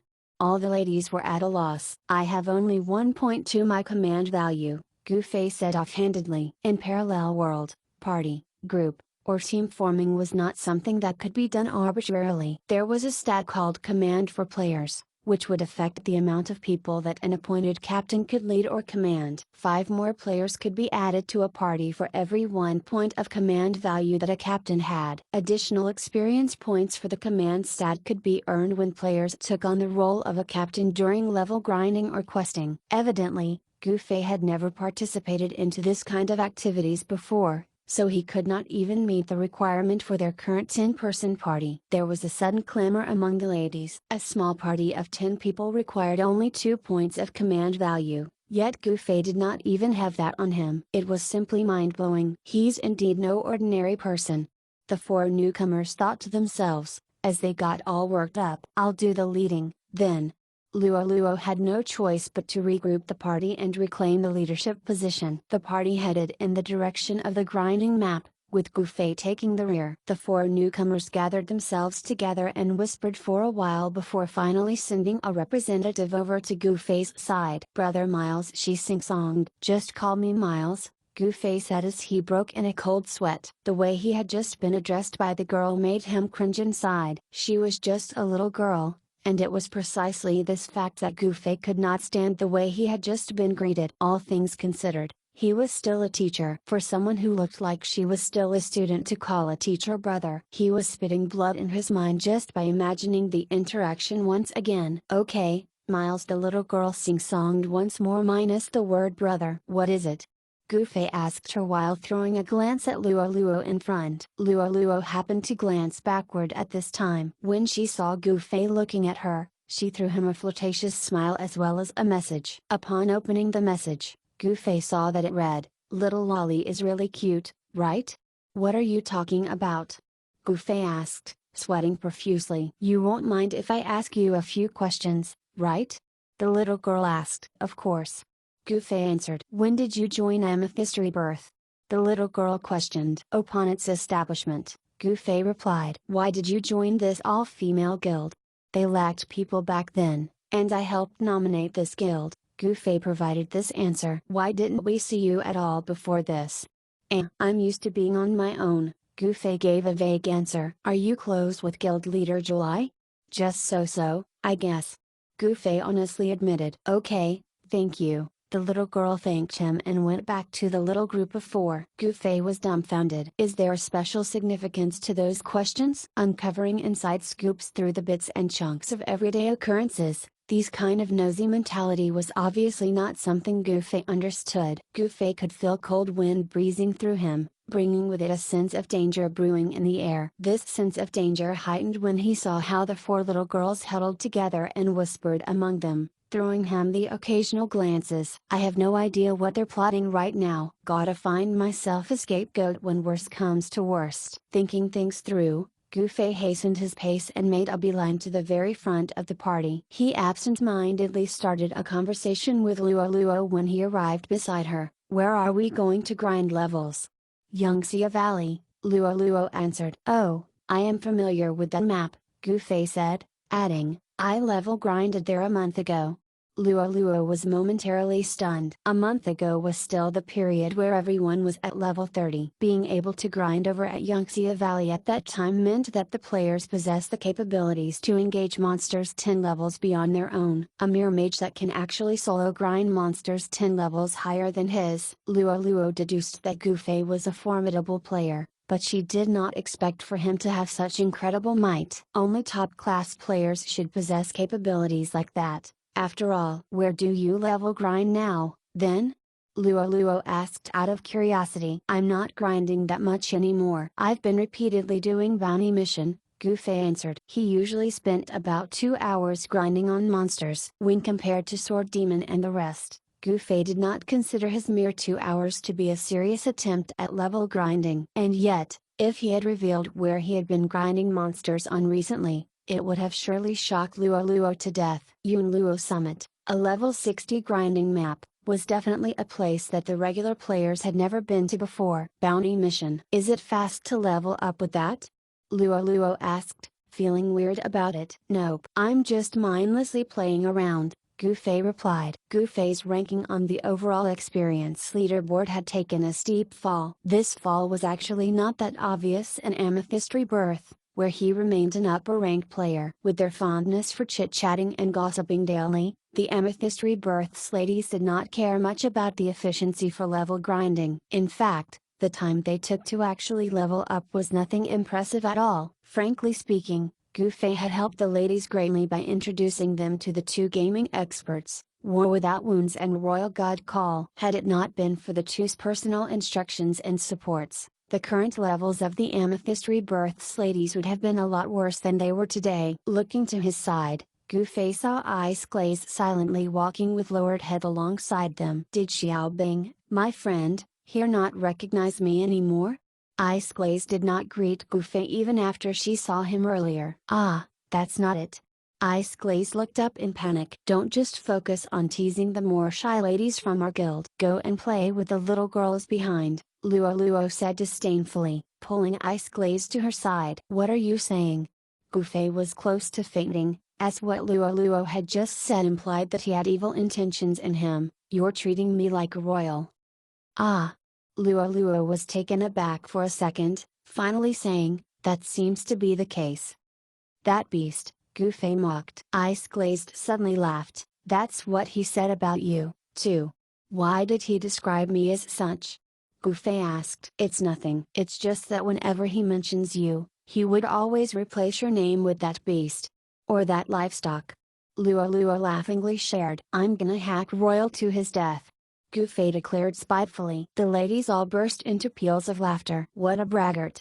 Everyone said while pointing at him. Gufei was bewildered. He did not know why such a casual remark from him would generate such a response. Of course, there was something that he was not privy about. While he was always disdaining Royal God Call for his childishness, the latter was truly an exceptional gaming expert. Although the ladies were average at best when it came to gaming, they could tell that Royal God Call was very skillful after spending some time grinding levels with him. His famous IGN Royal God Call was already proof of his ability in the online gaming community. At present, Gufei's level was beneath Royal God Call. With him holding the Mage job class, he was actually disadvantageous against archers. So when Gufei uttered that he would hack Royal to his death, he was treated by the ladies as a braggart. As the nonsensical chattering went on, They finally arrived at Yangtze Valley. The current Yangtze Valley was no longer as bleak and desolate as when Gufei had been grinding in it before. Presently, it was a grinding map packed with the most players, to the point that all its mountains and plains were filled with nothing but people. Gufei looked around as he strolled along with his party, seemingly unable to find an empty spot that could accommodate 10 people for level grinding. As the party was walking onward, some of the ladies' footsteps came to a sudden halt. Looking ahead, Luo began to furrow her brows. The others were also commenting among themselves, "It's them again. What's wrong?" Gufei asked. "This area originally belongs to Amethyst Rebirth, but that gang of people couldn't find a grinding spot for themselves these few days and took a liking to our spot. So we've been having numerous duels with their party." "Duels?" Gufei asked, failing to understand what she meant. Luo looked at him with an even more confused gaze. "What's the duel for?" Gufei asked again. "To claim a grinding spot for our own. Grinding maps are always overcrowded nowadays, and nobody can properly grind for levels when players are kill stealing here and there. So everyone resorted to, oh, I get it." Gufei indeed understood the matter now. The battle-crazed city of Yi had the same rule as well. Since grinding maps could never handle so many players grinding all together, it was inevitable for players to clash and claim their own grinding spots. Still, a large-scale group PvP would cause more harm than good, so an unwritten rule had been set. Different groups must only send out representatives to engage in a duel. Who would have thought that Yunjuan City would become like this as well? This matter shows that people's nature was the same no matter where they were. "Let's do it, then," Gufei urged. "But Royal isn't here," Luo expressed solemnly, adding, "It's always him that took on the duels before. Besides him, there are just me with no offensive abilities and Xiaobing who is a mage. The levels of the others are even lower. I'll go." Gufei thumped his chest. "But you're a mage, too," Luo protested in shock. From a conventional perspective, mages were often weaker in a PvP. Despite Luo thinking that Gufei was quite competent, she did not actually think that he would be stronger than a veteran expert like a royal god Call. Gufei had almost died at the hands of Ziu previously. After all, something like that would never happen to Royal God Call. Those people over at the claimed grinding spot noticed Gufei and the rest while they were still discussing the issue. There was no doubt that they were all familiar with one another, as that party of people started whistling and yelling, "Hey, beauties! You're all here again. How shameless you lot are! You all have lost numerous times already, yet you still keep on coming back here." Someone among the ladies yelled back. "Perseverance! Such spirit is worth learning for all." Someone from the opposing side shouted, obviously trying to keep on acting shameless to the very end. Gufei proceeded onward without even waiting for a reply from Luo. "Who's the one who will be doing the duel? Come out." Those from the opposing side were stumped when they saw Gufei. Why is there a sudden change of person? Where's that arrogant breath? Tell him to come out, instead.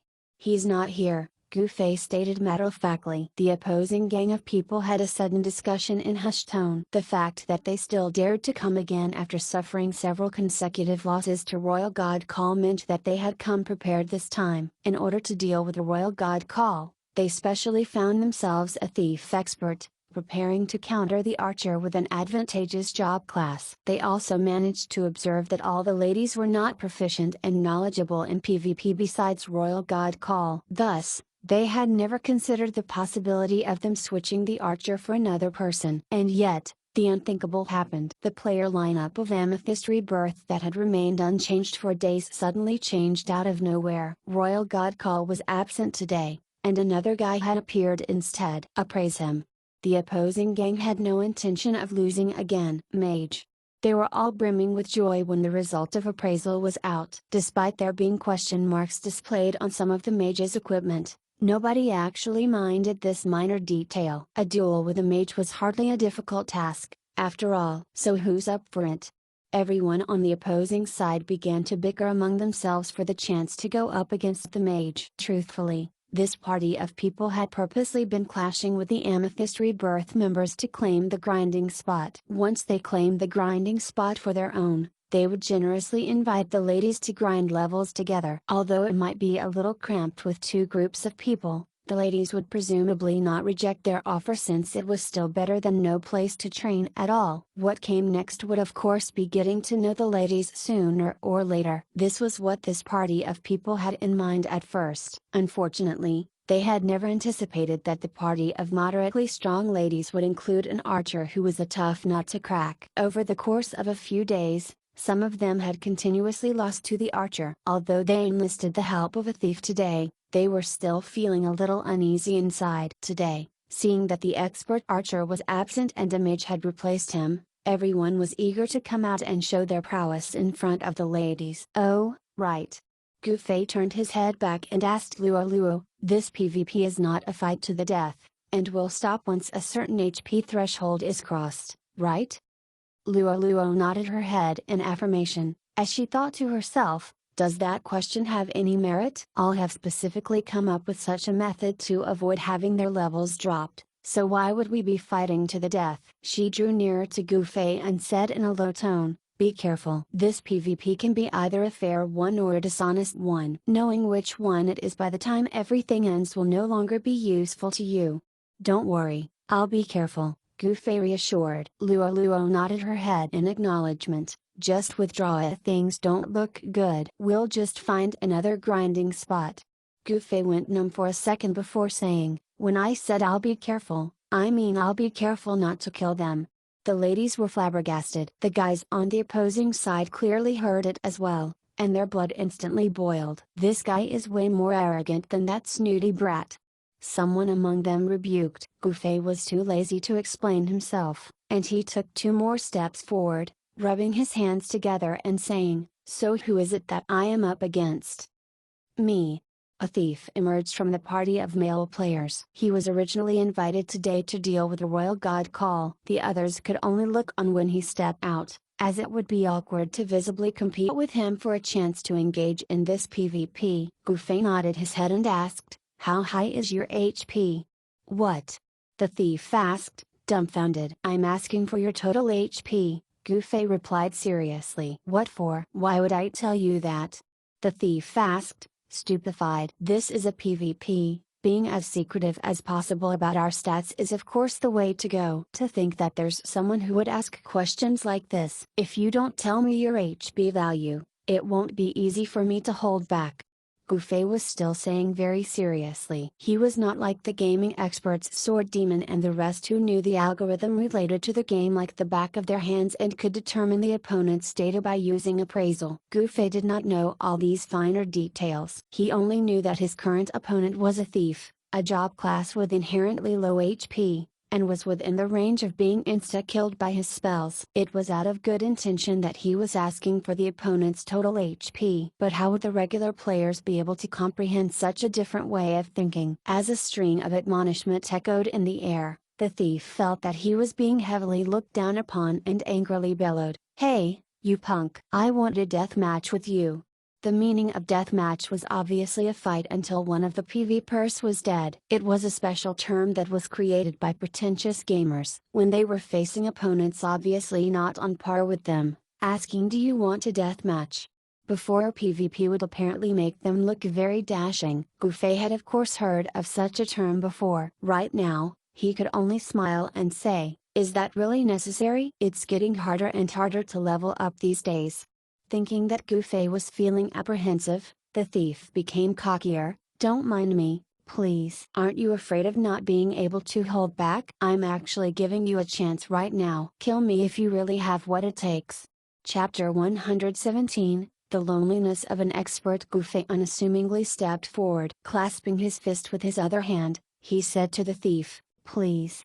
This was a dated martial arts salute that only kung fu practitioners like Gufei would perform before a sparring session, so why would an online gamer perform such traditional gesture as well? As expected, the thief merely snorted at Gufei's saluting gesture and stepped forward to face him. The thief's weapon was not a dagger but a wooden baton. For thieves, they would be able to learn a new skill called bludgeon upon reaching level 36 and, as the name implied, it was a skill that could only be activated using a blunt object. Frankly speaking, bludgeon was the thief skill that had no actual value in PvP. Bludgeon, like backstab, must be executed when a thief was standing behind an opponent. Even if bludgeon was successfully performed, it should still be followed up by backstab, which had the highest damage output among the current skill sets of thieves. Who would not consider bludgeon as an unnecessary move after this? If a thief had the time to use bludgeon, why should he or she not just use backstab right from the start? Would that not be an even more straightforward manner of attacking? This was why examining the mentality of the players was sorely needed. Those who would attack with bludgeon instead of backstab most likely possess the mentality of taking the enemies lightly or wanting to show off. A thief hitting an opponent with bludgeon to inflict the 5-second dizzy status effect and then calmly brushing dust off his or her boots before taking out a dagger to backstab the opponent. How gratifying the sight would be. This action was similar to treating PvP as child's play. Even if the opponent failed to comprehend the condescension behind it, the act would still be very pleasurable to the thief who had done it. Currently, the thief fully assumed that Gufei was looking down on him. This fueled his desire to deal with Gufei with that redundant method, as he wanted to treat the latter in the same belittling way. On the contrary,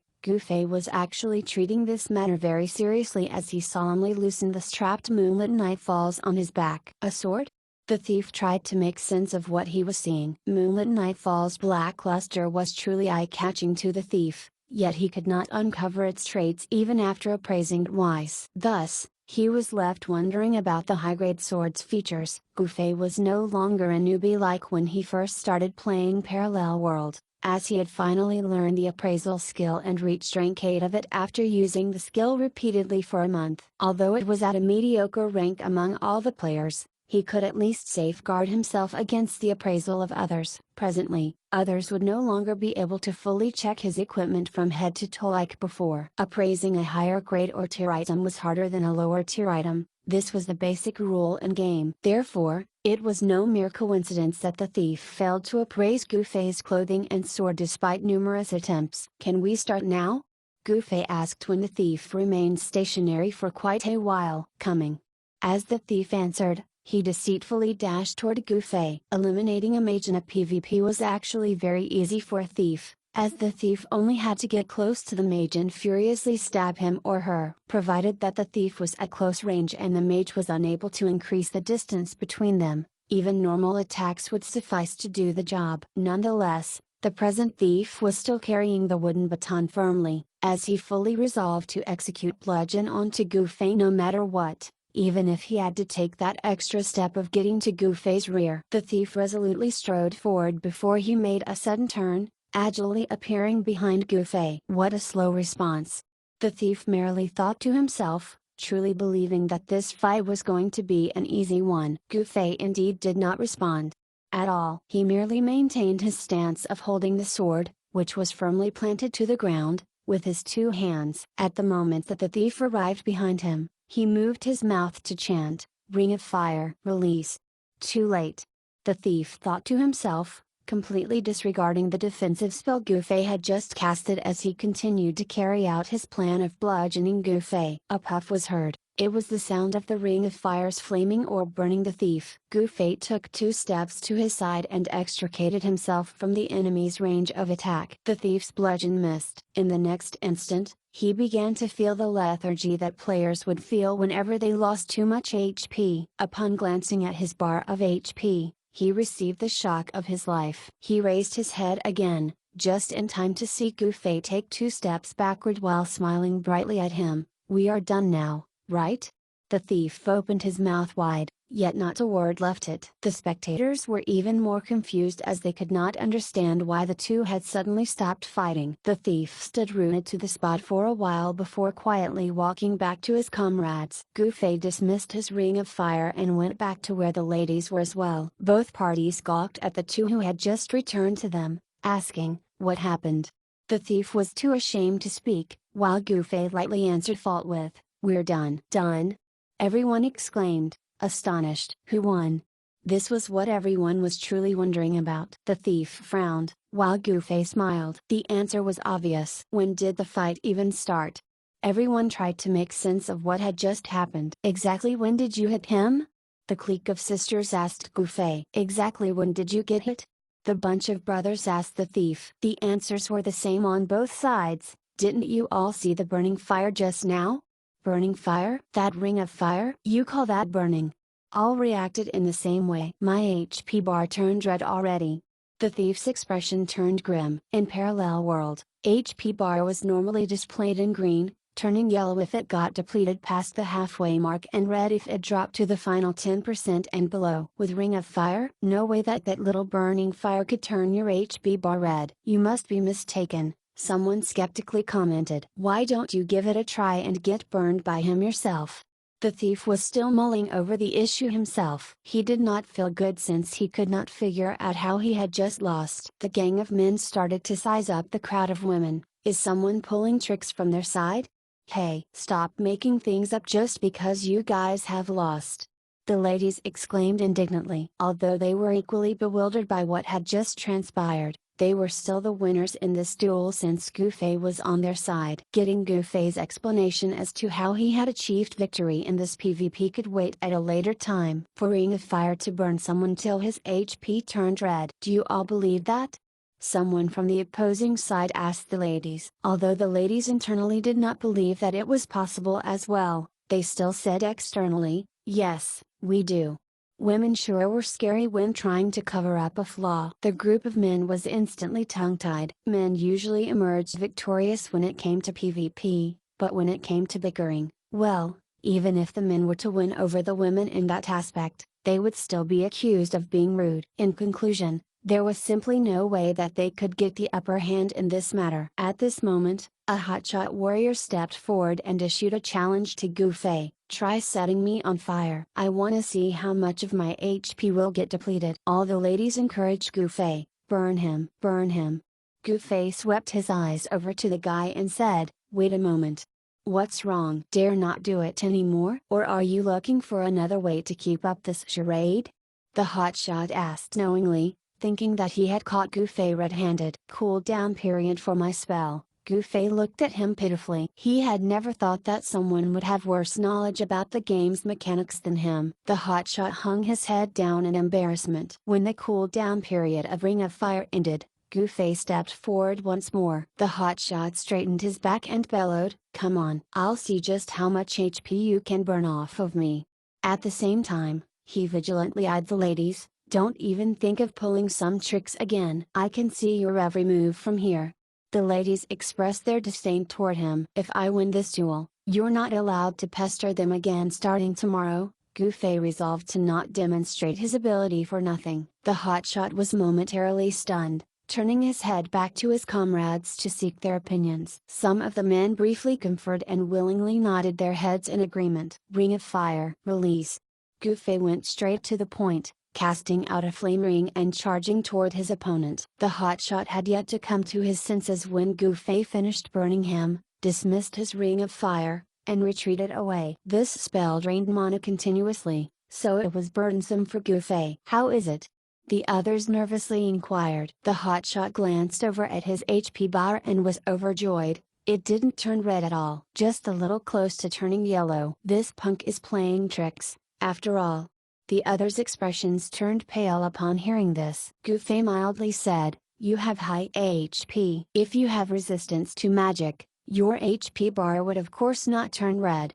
Deep down, he was thinking, this fellow's gaming knowledge is indeed much worse than me. Actually, the hotshot warrior was not lacking in gaming knowledge. He was simply too absorbed on the matter at hand that he forgot to consider other factors. Now that he had regained his senses, he felt quite shocked as well. As was stated by Gufei, he indeed had an endurance-based build and was geared up with magic-resistant equipment. A spell that could burn a thief's HP bar until it turned red could only inflict so much damage when it came to a magic-resistant warrior like him. In that case, the damage output of Gufei's Ring of Fire was truly staggering to the point of making others speechless. The hotshot silently retreated to his party of men and talked in hushed tone with them. Over at the corner where Amethyst Rebirth stood, the members were all rejoicing. As they prepared to start grinding, they noticed that the opposing side did not make a move to leave at all. Luo asked loudly, is it not time for you people to leave?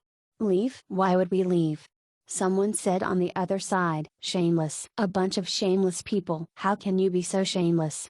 The ladies angrily blurted out. However, The group of men remain unnerved. Babes, that bro just stated that this is a duel. Since it's a duel, then there should clearly be a winner and a loser. Do you think we will simply give up when our representative's HP bar has yet to turn yellow? Stop twisting the facts. You're all being unreasonable. Shameless.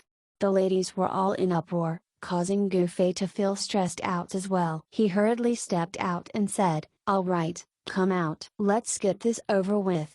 "No problem," the other side replied. The hotshot warrior came out again. After a brief analytical discussion, the group of men maintained their views that the Ring of Fire spell did not have that kind of damage output. The more they thought about it, the surer they were that the source of the problem was that top-grade sword of Goofy. The sword's traits could not be appraised after several attempts, making them even more certain of their analysis. None of them had heard of a sword with spell damage trait, so it was natural for them to not consider the possibility of the player before their eyes wielding a level 70 weapon leagues beyond everybody else right now. In the end, they all came to this conclusion: his sword must have a trait that boosts Ring of Fire's damage output by leaps and bounds, which is why his spell appears to be a little over the top. I should have bolted toward him when he dismissed his Ring on Fire. It would have been a sure win. The hotshot warrior slapped his thigh regretfully. It's still not too late to do that now. Someone in the group grinned wickedly. In every group out there, one member always assumed the role of an incompetent tactician. How so? The others asked while looking at him. The range of Ring of Fire and Cyclone, which one do you guys think covers a wider range? The tactician asked. Everyone instantly got what he meant. The Cyclone skill was not bounded to any weapon, so it actually had a very flexible range. The longer the weapon a warrior wielded, the wider the range that Cyclone could cover. As long as Cyclone was unleashed using a long weapon, such as a one-handed sword, and not a short weapon, like a dagger, the tornado formed by this attack could cover a wide area that was larger than Ring of Fire's AO. But will he still be alive if I use Cyclone? The hotshot warrior asked. Who cares? When skills are activated, mishaps, like someone dying, can occasionally happen. It's not like they forbade us from using skills, the tactician justified. You've got a point. The others agreed. That discussion naturally resulted into the men refusing to leave. With the excuse that they had yet to admit defeat, they suggested for the duel's continuation. It's okay. It's just dueling again. It'll be quick. Goofy comforted the ladies. The same warrior came out once more. He was trying his best to keep a firm grip onto a heavy sword while only holding the very end of its hilt. Rumors had it that this little trick would expand Cyclone's range of attack. Goofy's strategy was still the same. He summoned Ring of Fire first and then darted toward the warrior. The others presumed that this was the only trick up Goofy's sleeves. Where else could they find a mage's fighting style that involved casting Ring of Fire and then hurling himself or herself at an opponent? The warrior was calm and ready, yet Goofy's darting speed toward him still caught him off guard, causing him to activate Cyclone in a frenzied haste. Goofy had long anticipated Cyclone upon seeing that signature hand movement. He was a little taken aback at first as he did not expect his current opponent to actually unleash Cyclone. With this attack, a mage would probably be insta-killed, violating the two parties' agreement of stopping the duel when one's HP became low. Goofy hesitated for a moment, as he tried to analyze the situation from a martial arts expert's perspective, trying to find out if his opponent was merely feigning the attack to intimidate him. While Goofy was still pondering about this, the warrior had already spent himself into a whirlwind. Screams could be heard from the party of ladies as they saw this. He's serious. Goofy hurriedly raised his sword and stabbed into the Cyclone center once he saw an opening, hurling himself outward by borrowing the attack's force. He was getting riled up inside upon seeing that his opponent did not intend to hold back. Thankfully, Goofy was able to add points to his agility with his every level up until he got to level 39. If he still had his level 30 speed, his moment of hesitation just then would result into his death by the Cyclone skill. He was actually being kind with a bunch of guys by repeatedly casting Ring of Fire to make them retreat on their own. Fireball! Shoot!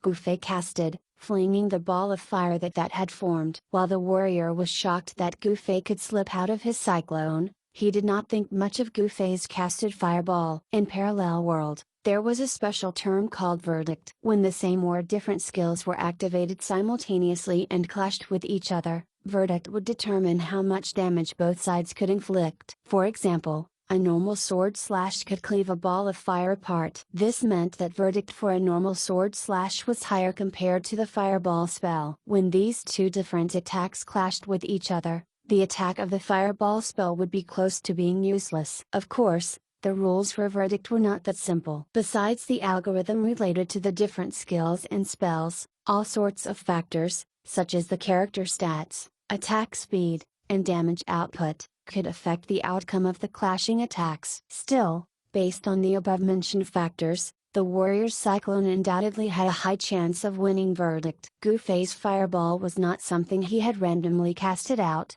though. He actually casted it with the same approach that he had utilized to defend himself against cyclone by stabbing into it when he saw an opening. Precise timing. Gufei casted fireball only after he was done with his calculation, as he intended for the spell to hit the opponent by slipping through the tiny gap found in the spinning cyclone. Judging from the rules, Gufei's method would allow the fireball spell to avoid colliding with the cyclone skill. If it worked, verdict would not be necessary. In the end, Gufei's ball of fire still failed to escape the fate of being eradicated by cyclone. He was unable to bypass verdict even with his precise timing because the airflow caused by the spinning cyclone was within verdict's jurisdiction. The weak ball of fire was no match for the squall that cyclone had created, and it dissipated the moment it came into contact with the spinning attack. Gufei was not discouraged by this outcome though, as another idea just flashed through his mind. Just as he was about to cast fireball again, the warrior's spinning stopped. Seeing that Gufei was outside of Cyclone's attack range, the warrior would of course not continue spinning around mindlessly. He figured that this was an excellent chance to close in on Gufei since the latter had dismissed his ring of fire after being thrown outward by the cyclone skill. With this thought in mind, he stopped his cyclone and sprinted toward Gufei. In his eyes, Gufei without his ring of fire was just a vulnerable mage that was at his mercy. Actually, Gufei was about to do some more experimenting. He felt somewhat regretful that the warrior had stopped his cyclone, but the opponent advancing closer to him was what Gufei wished for as well. With no intention of retreating, Gufei also dashed toward the opponent. The warriors had initially been worrying that Gufei would attempt to buy time for the cooldown period of Ring of Fire to end by running in circles, so he was very delighted when he saw Gufei running toward him instead. The two were about to clash headlong with intense emotions running amok inside them. Seeing that Gufei was still 3 steps away from him, the warrior promptly activated his charge skill with a roar. Warriors themselves had very slow movement speed, but it was the other way around for the attacking speed of their skills. However, in the eyes of Gufei, charge could not pose a threat to him no matter how fast it was. This was because the signs of someone who was about to unleash the skill were simply too obvious. After a month of pursuing a PvP lifestyle through bounty hunting, Gufei now possessed an in-depth understanding of the various in-game skills. When it came to understanding the game's algorithm, he was still inferior to Brother Assist, Sword Demon, and the rest. But when it came to his judgment in actual combat, he was on a whole other level compared to the rest of them. At present, the warrior was bending over and clenching his glutes, so Gufei immediately deduced what he was about to do. Gufei dodged to the side as the warrior frantically charged ahead, naturally failing to hit Gufei. Gufei swiftly reacted and pushed with his leg the opponent's buttocks to help increase the momentum of the warrior's charge by 2 more meters. With Gufei's assisting kick, the warrior uncontrollably stabbed his sword into a tree that was behind Gufei previously. No one knew how the system calculated the damage inflicted upon the tree, but it seemed that its defense was very weak. That single stab managed to pierce through it with the tip of the blade coming out from the tree's other side. The warrior screamed inside his mind, "Oh, shit." There were simply too many similar scenarios like this in wuxia novels. If a sword stabbed too deeply inside a tree, pulling it out would be very difficult. Sure enough, the sword did not even budge despite him concentrating all his strength into his hands to free it from the tree. This was when Gufei came upon him. He casted no spell. Choosing to make his way beside the warrior, he proceeded to cleave downward with his 2 hands on moonlit night walls. Such a scenario was hard to come by in a PvP setting, so the warrior did not know the proper way to react if someone domineeringly tried to cleave his arms off during a PvP. Since it was something he had never thought of before, he could only rely on the conditioned reflex of his body and act accordingly. The realistic presentation of the game made the warrior think that he was in real danger. Quickly pulling his hands back, he retreated. If Gufei really wanted to chop his hands off, he would have no chance to escape at all. Fortunately, Gufei was merely trying to instill fear in him. He could not help but chuckle inwardly as he saw how quickly the warrior had let go of his sword's hilt and retreated from him. A warrior without a weapon was of course inferior to a mage. An empty-handed mage could still cast spells, after all. Meanwhile, a bare-handed warrior could not perform charge, cyclone, or any of his or her skills. As for the current warrior, his sword was stuck on a tree. If I don't hurry and recover it? What if others take it? What if the system removes it? What if it is treated as part of the tree from now on? The warrior was getting anxious, yet Gufei had no regards for his feelings as he chased after him with the sword in his hand. The warrior lost his sense of PvP now that he was weaponless. He did not know how to defend against the lustrous weapon that was fast heading his way, so he continued to flee like a frightened rat, yelling, "Sword! My sword! Hurry up and help me get my sword back!"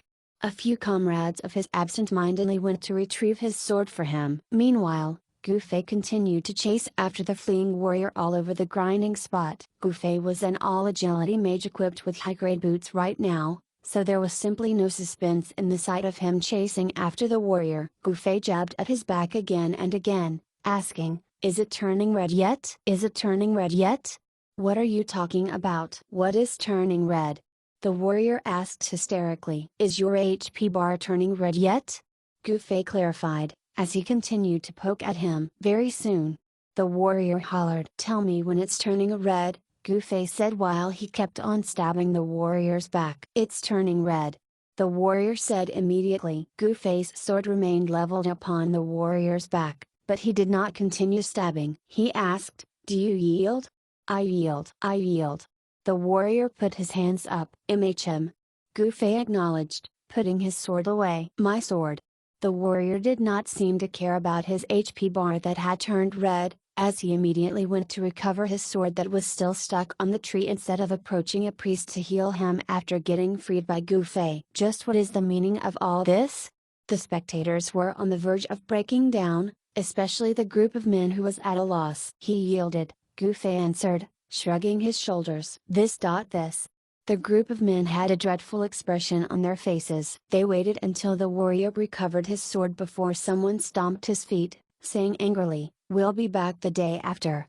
For them, there were just too many coincidences that led to their losses in that second duel. The charge skill that ended up causing a warrior's sword to get stuck into a tree. Could things be even more ridiculous? A warrior that lost his weapon and was stabbed until he forcibly yielded to the opposing mage. It was simply too humiliating. They all left while feeling resentful. "Have a safe trip back." Gufei waved at their departing figures. The ladies were laughing among themselves. Lua made her way to where Gufei was and praised, "You've got some moves." "It's nothing special," Gufei laughed. Countless players wished that they could attain such an up state of being able to settle a brutal PvP in a relaxed manner, yet it seemed that Gufei's attainment in melees might be a little too high. Making good use of the terrain, evading at the right moment, and retaliating at every opportune moment. Regular players would never think that all these were done on purpose. The sword getting stuck into a tree incident was the only thing that he had not accounted for. Still, it served as a nice cover-up and led to the others thinking that everything that had happened was merely coincidences stacking together. Nobody managed to appreciate the brilliance of the scenes that were perfectly orchestrated by Gufei. Such was the loneliness of an expert, who could actually understand it. Chapter 118, Gufei's grinding strategy. Now that no one else was trying to compete for their grinding spot, the Amethyst Rebirth's ladies began to take their usual positions to start grinding for levels. Evidently, they had long since formed a fixed routine for this grinding spot with one another. After getting into position, the ladies exchanged nods and shifted their gazes at a very bemused Gufei. What am I supposed to be doing?" Gufei asked, clueless. "Luring the monsters," Luo answered. "But I'm a mage." Gufei exclaimed in surprise. Although this was his first time participating in a party grind, it was common knowledge that mages were the main offensive force during level grinding. Thus, an arduous task, such as monster luring, was rarely assigned to them. Luo reluctantly shared, "Our group lineup is already fixed. Royal usually did the monster luring." Gufei heaved a deep sigh as he looked up the sky. Royal sure had it rough. Not only did he have to rise up to the challenge when there's a duel, he also had to do the most tedious task of monster luring. He's pretty much a mill nanny at this rate. As for me, Tui. Gufei irritably spat to the ground. To think that he would be reduced to being a substitute mill nanny. It's not easy for a mage to lure monsters around here, Ice Glaze remarked from the perspective of a mage. Luo simply smiled and said, "Miles is no ordinary mage. He can run really fast. Off you go, off you go." The other ladies urged Gufei to begin once they heard that. Gufei feebly lifted his sword in hand and rushed toward the center of the clustered monsters nearby. Drawing the monsters aggro was his way of luring them. People should not assume that Gufei was ignorant of a technical skill called monster luring. As a mage, especially one that had always been grinding alone, Gufei had long since perfected his technique to lure monsters. He swung the glistening blade in a 360-degree arc, causing the surrounding monsters to chase after him. With a long line of monsters trailing behind Gufei, it was as if a train had arrived by the ladies. "Where am I luring them?" he asked loudly. "Arg! I forgot to draw the circle on the ground!" Luo exclaimed, smacking her forehead with her palm in consternation. In actual fact, the ladies' grinding positions and respective attacking turns were devised beforehand by Royal God Call. The circle mentioned by Luo was his idea as well. Since the female mages of this grinding party were lacking in terms of spellcasting techniques, their descending wheel of flames would often fail to hit all the targets. Hence, Royal God Call came up with this idea of the ladies directing their flame wheels into a drawn circle at a specific time, while he handled the grasping of the right timing to lure monsters into the circle. Whether descending wheel of flames could hit all the targets or not with this strategy depended entirely on a Royal God Call's monsters luring skill. "Royal always drew the circle, so I've forgotten about it," Luo explained as she pulled out her magic staff. She then proceeded to draw a circle at the center of their grinding spot using the magic staff while calling out to Gufei, "Lure the monsters elsewhere first. I'll be done here in a jiffy."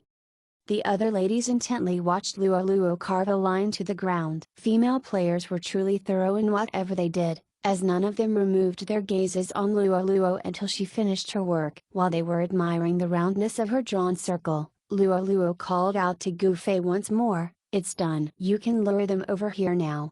Not hearing any sign of movement, the ladies finally shifted their gazes from the drawn circle to where Gufei and the monsters were. The sight that greeted them was of Gufei's lone figure bathed by a flame's afterglow and surrounded by a litter of monster corpses. "No need for that. I've taken care of them already," Gufei said. The ladies looked blankly at one another. They only watched Luo draw a circle for a bit, yet Gufei managed to clear off all of the monsters in that short span of time. They all wondered how he did it, as none of them saw him in action. "Let's wait for them to respawn," Gufei announced as he walked toward the ladies. "How? Did you kill them?" Luo asked. "Descending wheel of flames, of course." "Didn't you ladies see it?" All the ladies shook their heads. "Apparently, my act of killing the monsters is less interesting to watch than Luo drawing a circle on the ground." "How distressing," Gufei remarked dryly in his head, feeling irked. "Try doing that again later, Luo." "Alright. But you girls do the luring this time," Gufei requested as he acquiesced. You all lure the monsters." "I, alone, am enough to take care of them," Gufei reiterated. "But usually, that's when Royal is around." "It's different now, so everyone should make adjustments, accordingly," said Gufei with a straight face, radiating the confident aura of an expert from head to toe. Luo thought that he had a fair point, especially since she had heard that the leveling method of the other party of ladies with War Without Wounds was different from theirs. The other party was mainly made up of melee job classes with few mages, but its leveling efficiency was about the same as Luo's party of mostly mages. The factor that results into a high grinding efficiency for leveling must be the strategies that experts construct. "Does this mean that Miles is a 1 in 10,000 expert gamer?" 2. War Without Wounds and Royal God Calls online gaming achievements go way back, and everyone in Amethyst Rebirth is utterly convinced of their capabilities. Does Miles also have such capability? Luo doubtfully thought to herself. After all, someone who had an extensive knowledge about online gaming like Royal God Call and the rest would never add all their points to agility when choosing a mage job class. Still, look at how fast Miles is running, Luo remarked to herself in astonishment. In the limited spare time that they had while waiting for the monsters to respawn, the ladies expected Gufei to go into details of what they should mind when fighting with the monsters later, such as their standing or running stances as well as the monsters' weak spots to target with their spells. However, Gufei remained mum. He only said something when the monsters had already respawned and his words were only, lure them back. The ladies were in turmoil and were momentarily at a loss of what they should do. Lure one monster back each. Now, go. Gufei finally started issuing commands to them. But we're mages. A few protested, puzzled. Aren't mages the best at luring monsters? Gufei asked, puzzled as well. Mages who did solo grinding, like Gufei, were indeed the best at luring monsters. Nonetheless, actually finding mages who could challenge the monsters by themselves was rare. The few female mages exchanged looks. Go and lure them back. Luo said to them as well. She was curious of the unique strategy Gufei had in mind. Those times that she had been grinding levels with a Royal God Call, Luo had learned a lot of things and realized that online gaming involved many strategies. The ladies apprehensively approached the surrounding monsters. Fireball! Shoot! Their dainty cries filled the air. Bring them back together once you lure one each. Gufei shouted. The ladies headed back with the monsters chasing after them. With them luring the monsters singly, the monsters no longer moved in a train-like formation. Only when players were luring monsters by themselves would the A.I.'S chase after them in single pile. Right now, the monsters base their alignment to the ladies' running order. Run in a more orderly fashion, Gufei said aloud as he gestured with his hand at them. Looking to their right, the ladies formed a row as they continued running toward the drawn circle. Run closer to one another, Gufei indicated with his hand once more. The 9 ladies proceeded to form a 3x3 square formation as they kept on moving. Gufei nodded his head in satisfaction. He then raised his sword and yelled, "Descending wheel of flames." The ladies raised their heads and looked toward his location, yelling, "The monsters are not in the circle yet. Don't look over there. Focus on running a few more steps forward first." Gufei yelled back, rattled. His nervous expression affected the ladies, and they quickly rushed forward, causing their formation to become a bit disorderly in the process. "All right, that'll do. Stay at your current positions," Gufei ordered aloud. Everyone stopped running. Half of them faced backward to look at Gufei's casted descending wheel of flames. With the flame wheel's emergence, he finished his chant, "Descend." The flame wheel rolled down instantly, scorching the ground below. The ladies' hearts pounded fast at the sight. Had they not listened to Gufei's instruction to run a few more steps forward, a portion of that flame wheel would have landed on their heads. There were 9 monsters initially. 2 ladies had run too fast that the lured monsters lost track of them, so Gufei's descending wheel of flames only landed on 7 monsters. The flame wheel faded away instantly, leaving behind the burned corpses of 7 monsters on the ground. Gufei walked toward the ladies and said, "Killing the monsters is all that matters, why bother luring them into that circle?" He then singled out the 2 ladies that had run too fast. "Don't be so nervous. I know that your normal running pace is slower than the monsters, but there's no need to run too fast. We've got plenty of time. Once the monsters form into a group, I'll be sure to deal with them." Nobody knew what to say, especially Luo. Strategy formed a small part in Gufei's attacking style, as it was more like a flat-out display of his power. If they compared the attacking styles of Gufei and Royal God Call, one depended on his superb monster luring technique while the other heavily leaned on his high spell damage. For one flame wheel to insta-kill all the monsters. This was not a technique, but purely his superior spell damage. Although Gufei's casting of Descending Wheel of Flames was very accurate and timely, his savvy spell casting was overshadowed by his monstrous spell damage. The current grinding party was mostly composed of mages, so the ladies' admiration for Gufei right now was simply off the charts. They were screaming excitedly, and each of them asked questions, such as how high his spell damage was or how high his spell proficiency was. Gu Fei glanced over at his character window, and revealed his spell damage to them. With the current level 40 mage's high intelligence,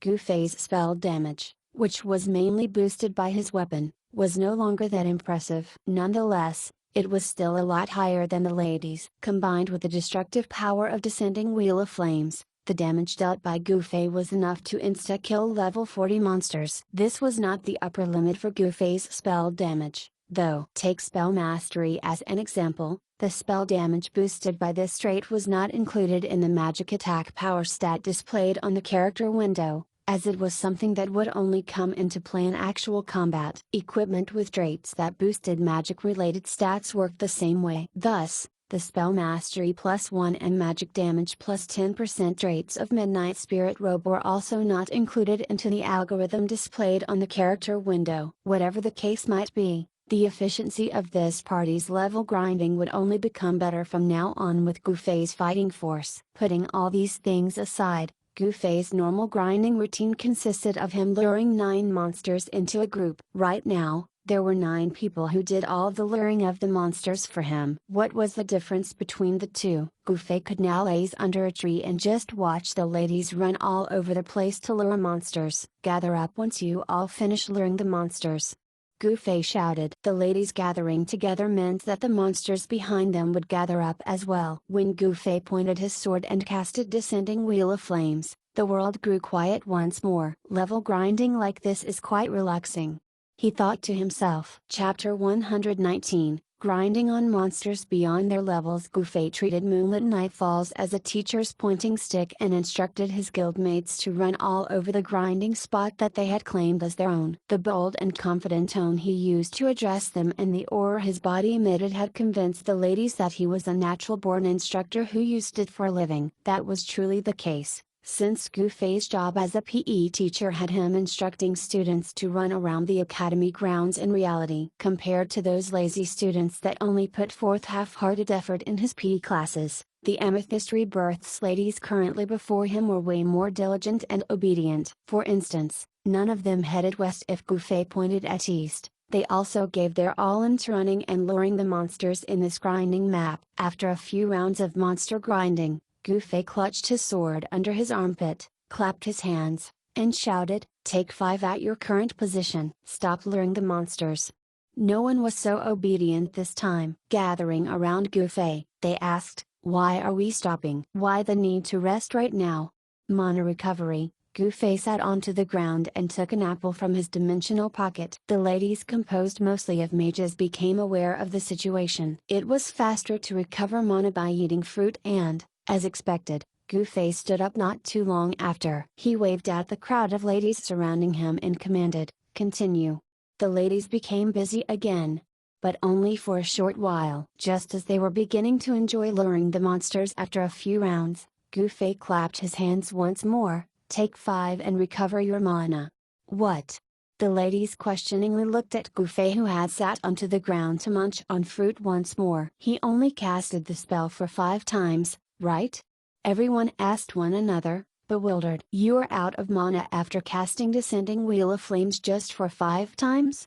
The ladies clamored with widened eyes. They could understand why he had run out of mana the first time, as he had dueled with players before and lured and killed monsters after, but he only rested and ate an apple moments ago. He should have fully replenished his mana when they had resumed grinding, right? A fully replenished mana that was only capable of powering Descending Wheel of Flames for 5 times. Was this the competence that a mage should be having? Gu Fei sighed. "It can't be helped. I don't want this to happen as well." "How high is your spell proficiency?" Ice Glaze was more optimistic. She assumed that Gu Fei's spell proficiency was so high that it caused his spells to consume a lot of mana. Gu Fei did not intend to reveal his spell proficiency, as doing so would only cause him to be ridiculed by these ladies. He merely sighed and gave a general answer, "I don't have high spell proficiency, it's just that my mana is low." Luo explained to the others, Miles poured all his points into agility, so his intelligence is lower compared to others.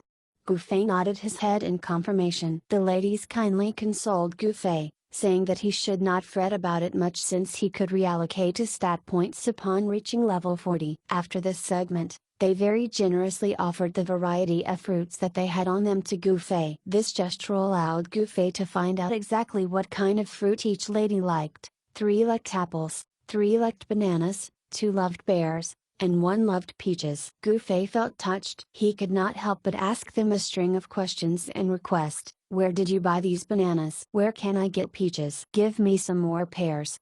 His low mana forced him to buy and eat fruit all the time, yet he only knew where to buy apples. Munching on apples day after day had naturally caused him to grow tired of them that he now felt like puking whenever he had to eat one. Fortunately, the game was not so uptight that it required players to finish a whole apple. As long as they took a bite, the system would consider them as having eaten an apple and would recover their mana after 3 seconds. While keeping a once-bitten apple for later consumption was possible, it would not be able to replenish mana again. After Gufei ate 1 banana, the grinding party resumed their activities. 5 casted spells later, the ladies stopped running on their own before Gufei could say something and waited for him to consume another fruit. Although it was somewhat grating to halt their level grinding after every 5 casted spells, their current grinding method's efficiency was undeniably something that the usual grinding methods could not hold a candle to. Fortunately, Gufei's mana recovery was fast, so the ladies did not have to wait long for him to fully replenish it. This was a reprieve, if it could be considered as such, in Gufei's otherwise frustrating situation. While the ladies felt satisfied with the rapid rate that their experience points were increasing, Gufei thought differently. After a few more rounds of monster grinding, Gufei could not help but suggest during his latest mana recovery session, "Grinding here is too slow. Let's switch to another map." "How is grinding here slow?" the ladies asked. Gufei counted with his fingers. "There are 10 of us and this grinding spot has a respawn rate of 9 monsters at a time. If we consider everything, it's almost like you all are only standing by for 1 monster each to respawn before luring them back. While killing them doesn't take much time, leveling up through this process is very slow." Luo smiled dryly and said, "That may be the case. But the way things are in the game right now, a grinding spot is already considered as good if it can provide 1 monster for every player in a grinding party. Look around us, every grinding party is more or less in the same situation." Gufei nodded his head, "So I suggest we switch to another map." "Where else can we go?" the ladies asked, baffled. They added, "Every level 40 grinding map is crowded with people." Gufei smiled, "To a level 50 grinding map there should be fewer people in it. Grinding on monsters beyond our levels." All the ladies exclaimed with wide eyes. Everyone knew the significance of grinding on higher level monsters in Parallel World. But with their mediocre abilities, the Amethyst Rebirth's ladies were simply not capable of challenging higher level monsters and merely envied those who could. Thus, the idea of grinding at a map populated by higher level monsters never crossed their minds. Gufei's spell damage was indubitably strong. Thinking that level grinding was a piece of cake with the assistance of such a powerhouse, these amateurish female players enthusiastically agreed to the idea of grinding on monsters beyond their current levels. In this case, Luo could be regarded as among the players with higher level of understanding of the game's mechanics. She could not help but consider Gufei's incorrect stat point allocation and spell damage that was enhanced by top-grade equipment. His superb irregularity as a player allowed him to insta-kill level 40 monsters, but could it still do the same with level 50 monsters? Gufei did not notice her hesitation, though. Upon seeing the majority of the ladies agree to his idea, he packed up the variety of fruits given to him by them and prepared to leave. His limited strength made carrying everything himself impossible, so he could only ask some of the ladies to carry a few for him. "Hey, can you really deal with level 50 monsters?" Luo asked when he handed out some bananas to her. "I can try," Gufei replied confidently. Luo could not bring herself to dampen the spirits of the others, so she decided to go along with them. The entire team left Yangxia Valley energetically. At a distance of 2 mountains, Gaeun Mountain Ridge was the nearest level 50 grinding map to Yangxia Valley. Yangxia Valley was a grinding map located by the foot of the mountains, while Gaeun Mountain Ridge was one that was situated on a mountaintop. Only a few parties were level grinding at Gaeun Mountain Ridge, just as Gufei had said, so dividing the map into several grinding spots like in a level 40 grinding map was not required. Looking from atop the mountain, the sight of the monsters wandering all over the place made the ladies very excited. Each of them resolved to listen well to Goofei's arrangement. Luo immediately discovered the oddity within this map. The players grinding over here all had melee job classes, such as warriors and thieves, and were accompanied by knights or priests. Parties consisting mostly of mages that she could usually see in level 40 grinding maps were nowhere to be seen here. Since Parallel World did not exempt players from friendly fire, mages and melee job classes, like warriors, could not attack at the same time during level grinding. Mages mainly attacked with AO spells, so if melee job classes, such as warriors and thieves, hurled themselves toward the monsters at the same time, it went without saying what the consequences would be for them. This was why grinding parties in Parallel World were usually divided into two sorts: Mage Party and No Mage Party. Obviously, the Amethyst Rebirth's grinding party handled by Royal God Call belonged to a Mage Party, where a large number of mages gathered together to strengthen the long-range damage that they could deal on monsters. As for the other party handled by War Without Wounds, it was a no-mage party that focused on dealing close-range damage. In this current level 50 grinding map, the lack of a mage party made Luo feel somewhat apprehensive. As she expressed her doubts to everyone, Goofei simply laughed it off and said, "These level 50 monsters are resistant to fire magic, so dealing with them is a bit tough for mages." Goofei previously experienced the might of level 50 monsters when he was hiding in UI Valley with the whole bounty mission matter in Y City. At that time, killing one monster required him to cast the repeating fireball spell first before following it up with a simple fireball spell. Although Goofei was 8 levels higher than his previous self, his magic attack power did not actually increase much as he had not added points to intelligence. Thus, his competence at dealing with level 50 monsters more or less remained at the same level. It was weird that the AO spell Descending Wheel Flames could insta-kill level 40 monsters, yet the concentrated spell Repeating Fireball with its higher damage output could not insta-kill even one level 50 monster. The monster's level was only increased by 10 levels, after all. Judging by the previous stat growth rate for every 10 levels, Goofei's Repeating Fireball should be capable of insta-killing level 50 monsters. It was only after a joint analysis with the experts of Young Master's elite mercenary group that they had reached a conclusion: the level 50 monsters had higher fire magic resistance, which caused the damage dealt by the mage's fire-based spells to be severely lessened against these monsters. The ladies gawked at Goofei, asking, "Then, how do you plan to grind on them?" "The usual way," Goofei answered thoughtlessly. "You can insta-kill these level 50 monsters?" the ladies asked, astonished. They estimated that Goofei's spell damage was just enough to insta-kill level 40 monsters. Goofei shook his head, "Nope." "Then, what do we do? Who among you all has the highest spell damage?" "I should be able to get by with an assistant," Goofei inquired. He followed the lady's gazes to ice glaze and clapped his hands. "Let's give it a shot." Off to monster luring. The ladies hesitantly went to lure monsters. Just how high is Miles' spell damage? All had this same question in their minds. "So fast!"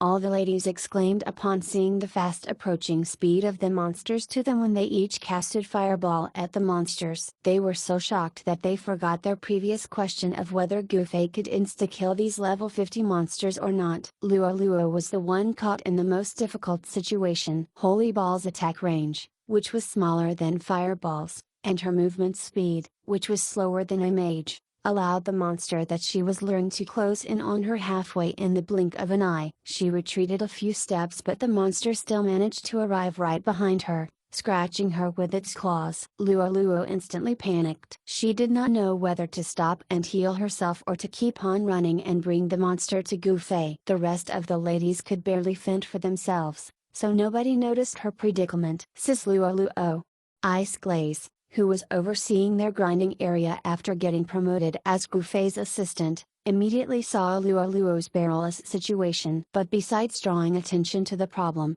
she was at her wit's end on what she should do to actually help. That was when she recalled that Goofei was beside her. As she turned her head to ask Goofei for help, she saw that he was no longer beside her. She helplessly looked at Luo's direction once more, only to see that Gufei was already beside Luo. Ice Glaze felt stunned. It was only now that she truly grasped just how fast Gufei was. Such speed. It's evident that his speed is higher than Royal God calls. Is he still considered as a mage? How troublesome.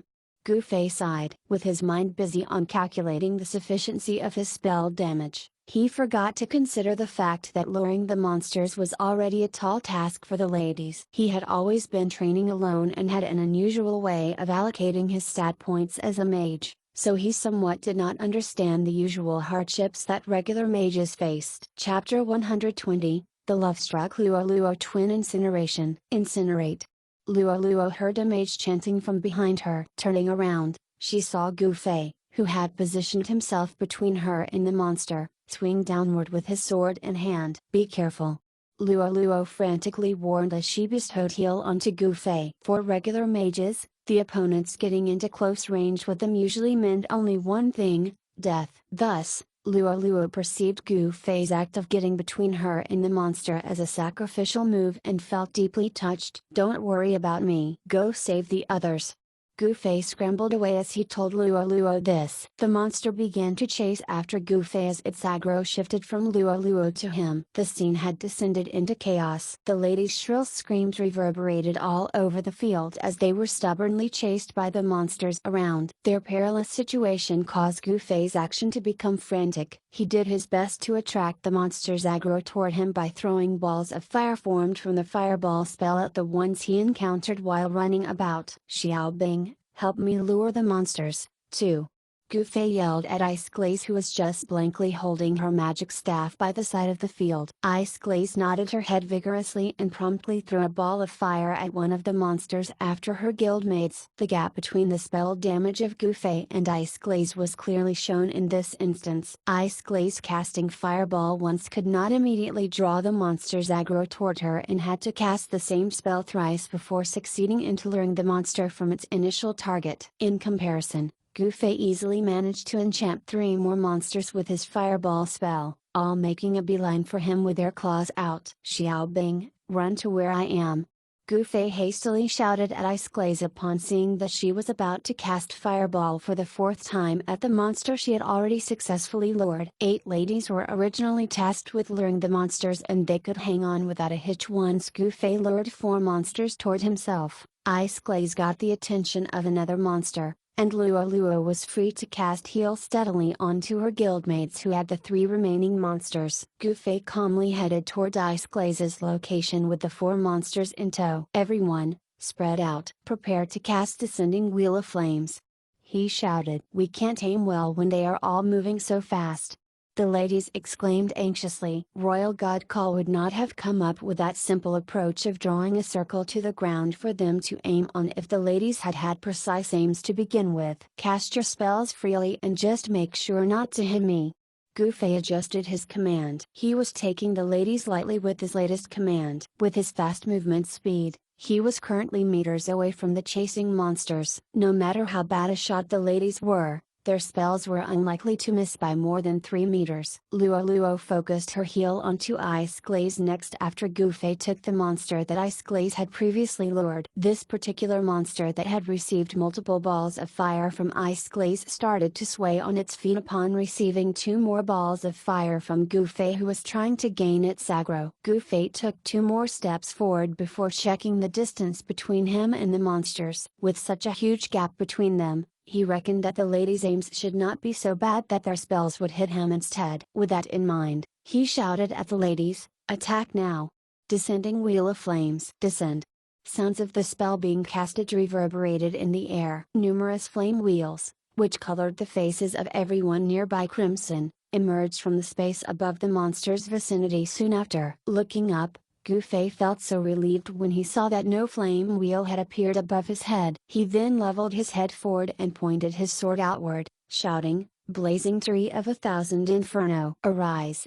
This was a level 36 mage spell. Descending Wheel of Flames was an AO spell that would descend from the sky, whereas Blazing Tree of 1,000 Inferno was an AO spell that would ascend from the ground. Compared to Descending Wheel of Flames, this level 36 spell would continuously scorch the earth for 5 seconds, and those within its area of effect would be subjected to continuous damage that grew weaker with every passing second. The AO of Blazing Tree of 1,000 Inferno was also much wider than that of Descending Wheel of Flames, so its damage output was much higher than the latter, especially if the 5-second continuous damage that it dealt was included in the equation. Correspondingly, the spell's mana consumption was hefty. It was almost twice the amount needed to cast Descending Wheel of Flames once. This spell was rarely used during level grinding due to most grinding maps being packed with people and the number of mages in a grinding party being quite high. Basically, the combined Descending Wheel of Flames of all the mages would suffice to kill monsters, so increasing spell damage further by casting Blazing Tree of 1,000 Inferno was not necessary. The ladies were indeed not being humble when they stated,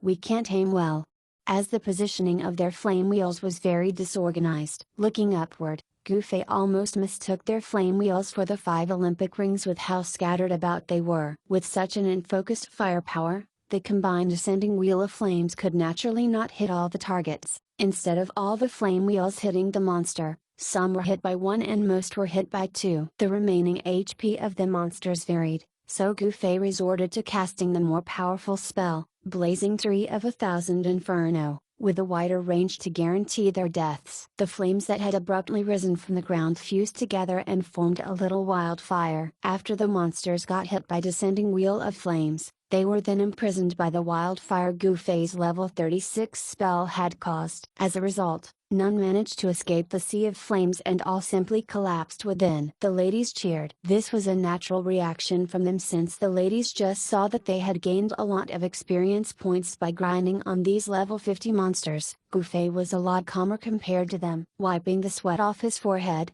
he asked, "Is everybody alright?"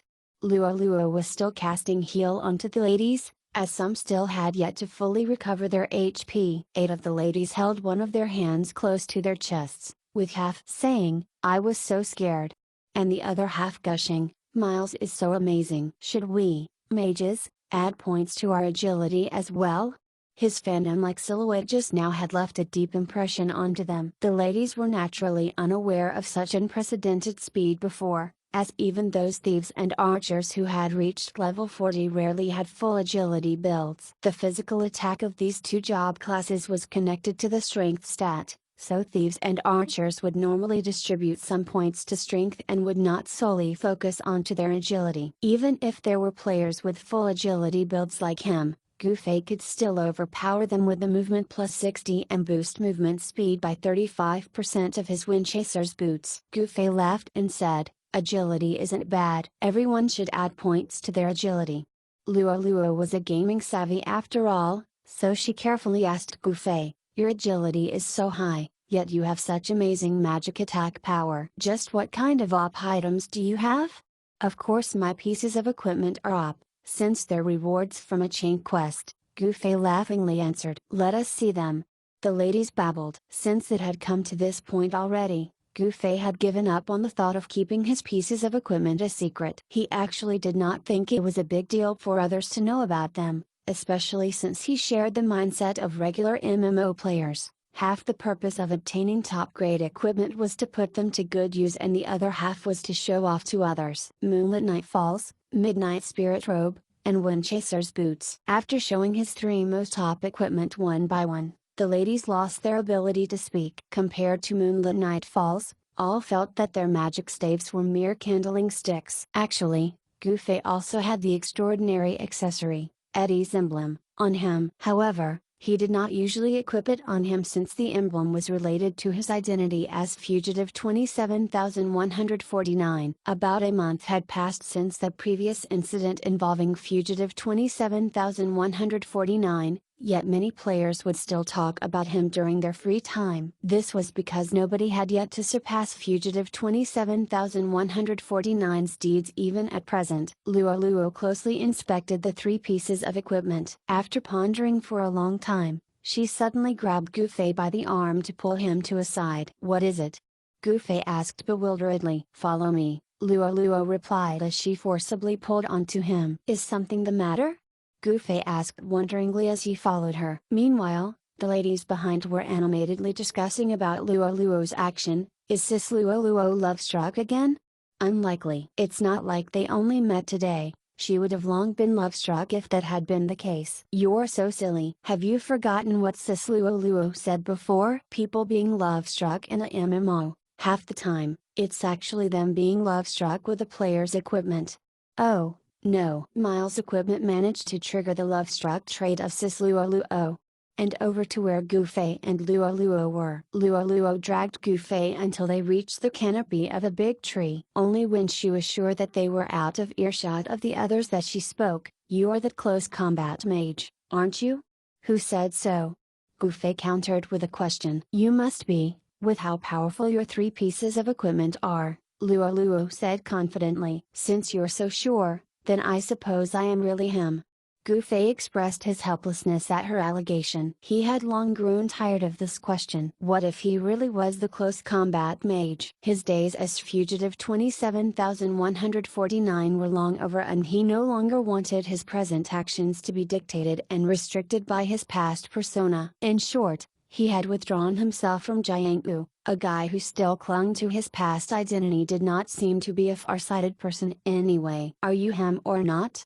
Luo resolutely demanded, wanting to confirm it once and for all. She promised, I won't tell anyone, not even July. Yes, I am. Gufei clenched his teeth and answered. There, I said it. What is she planning to do to me next? In the end, Luo did not do anything to Gufei. She just grinned cheerily while staring at Gufei, which made the latter all jittery inside. She's definitely love-struck. Some of the ladies from afar said as they indicated the grinning face of Luo, saying, just look at the way she's smiling. Don't look at me like that. It's really dangerous, Gufei said seriously. What should I do, then? Let's just resume our level grinding. Gufei suggested sincerely. Let's go, then.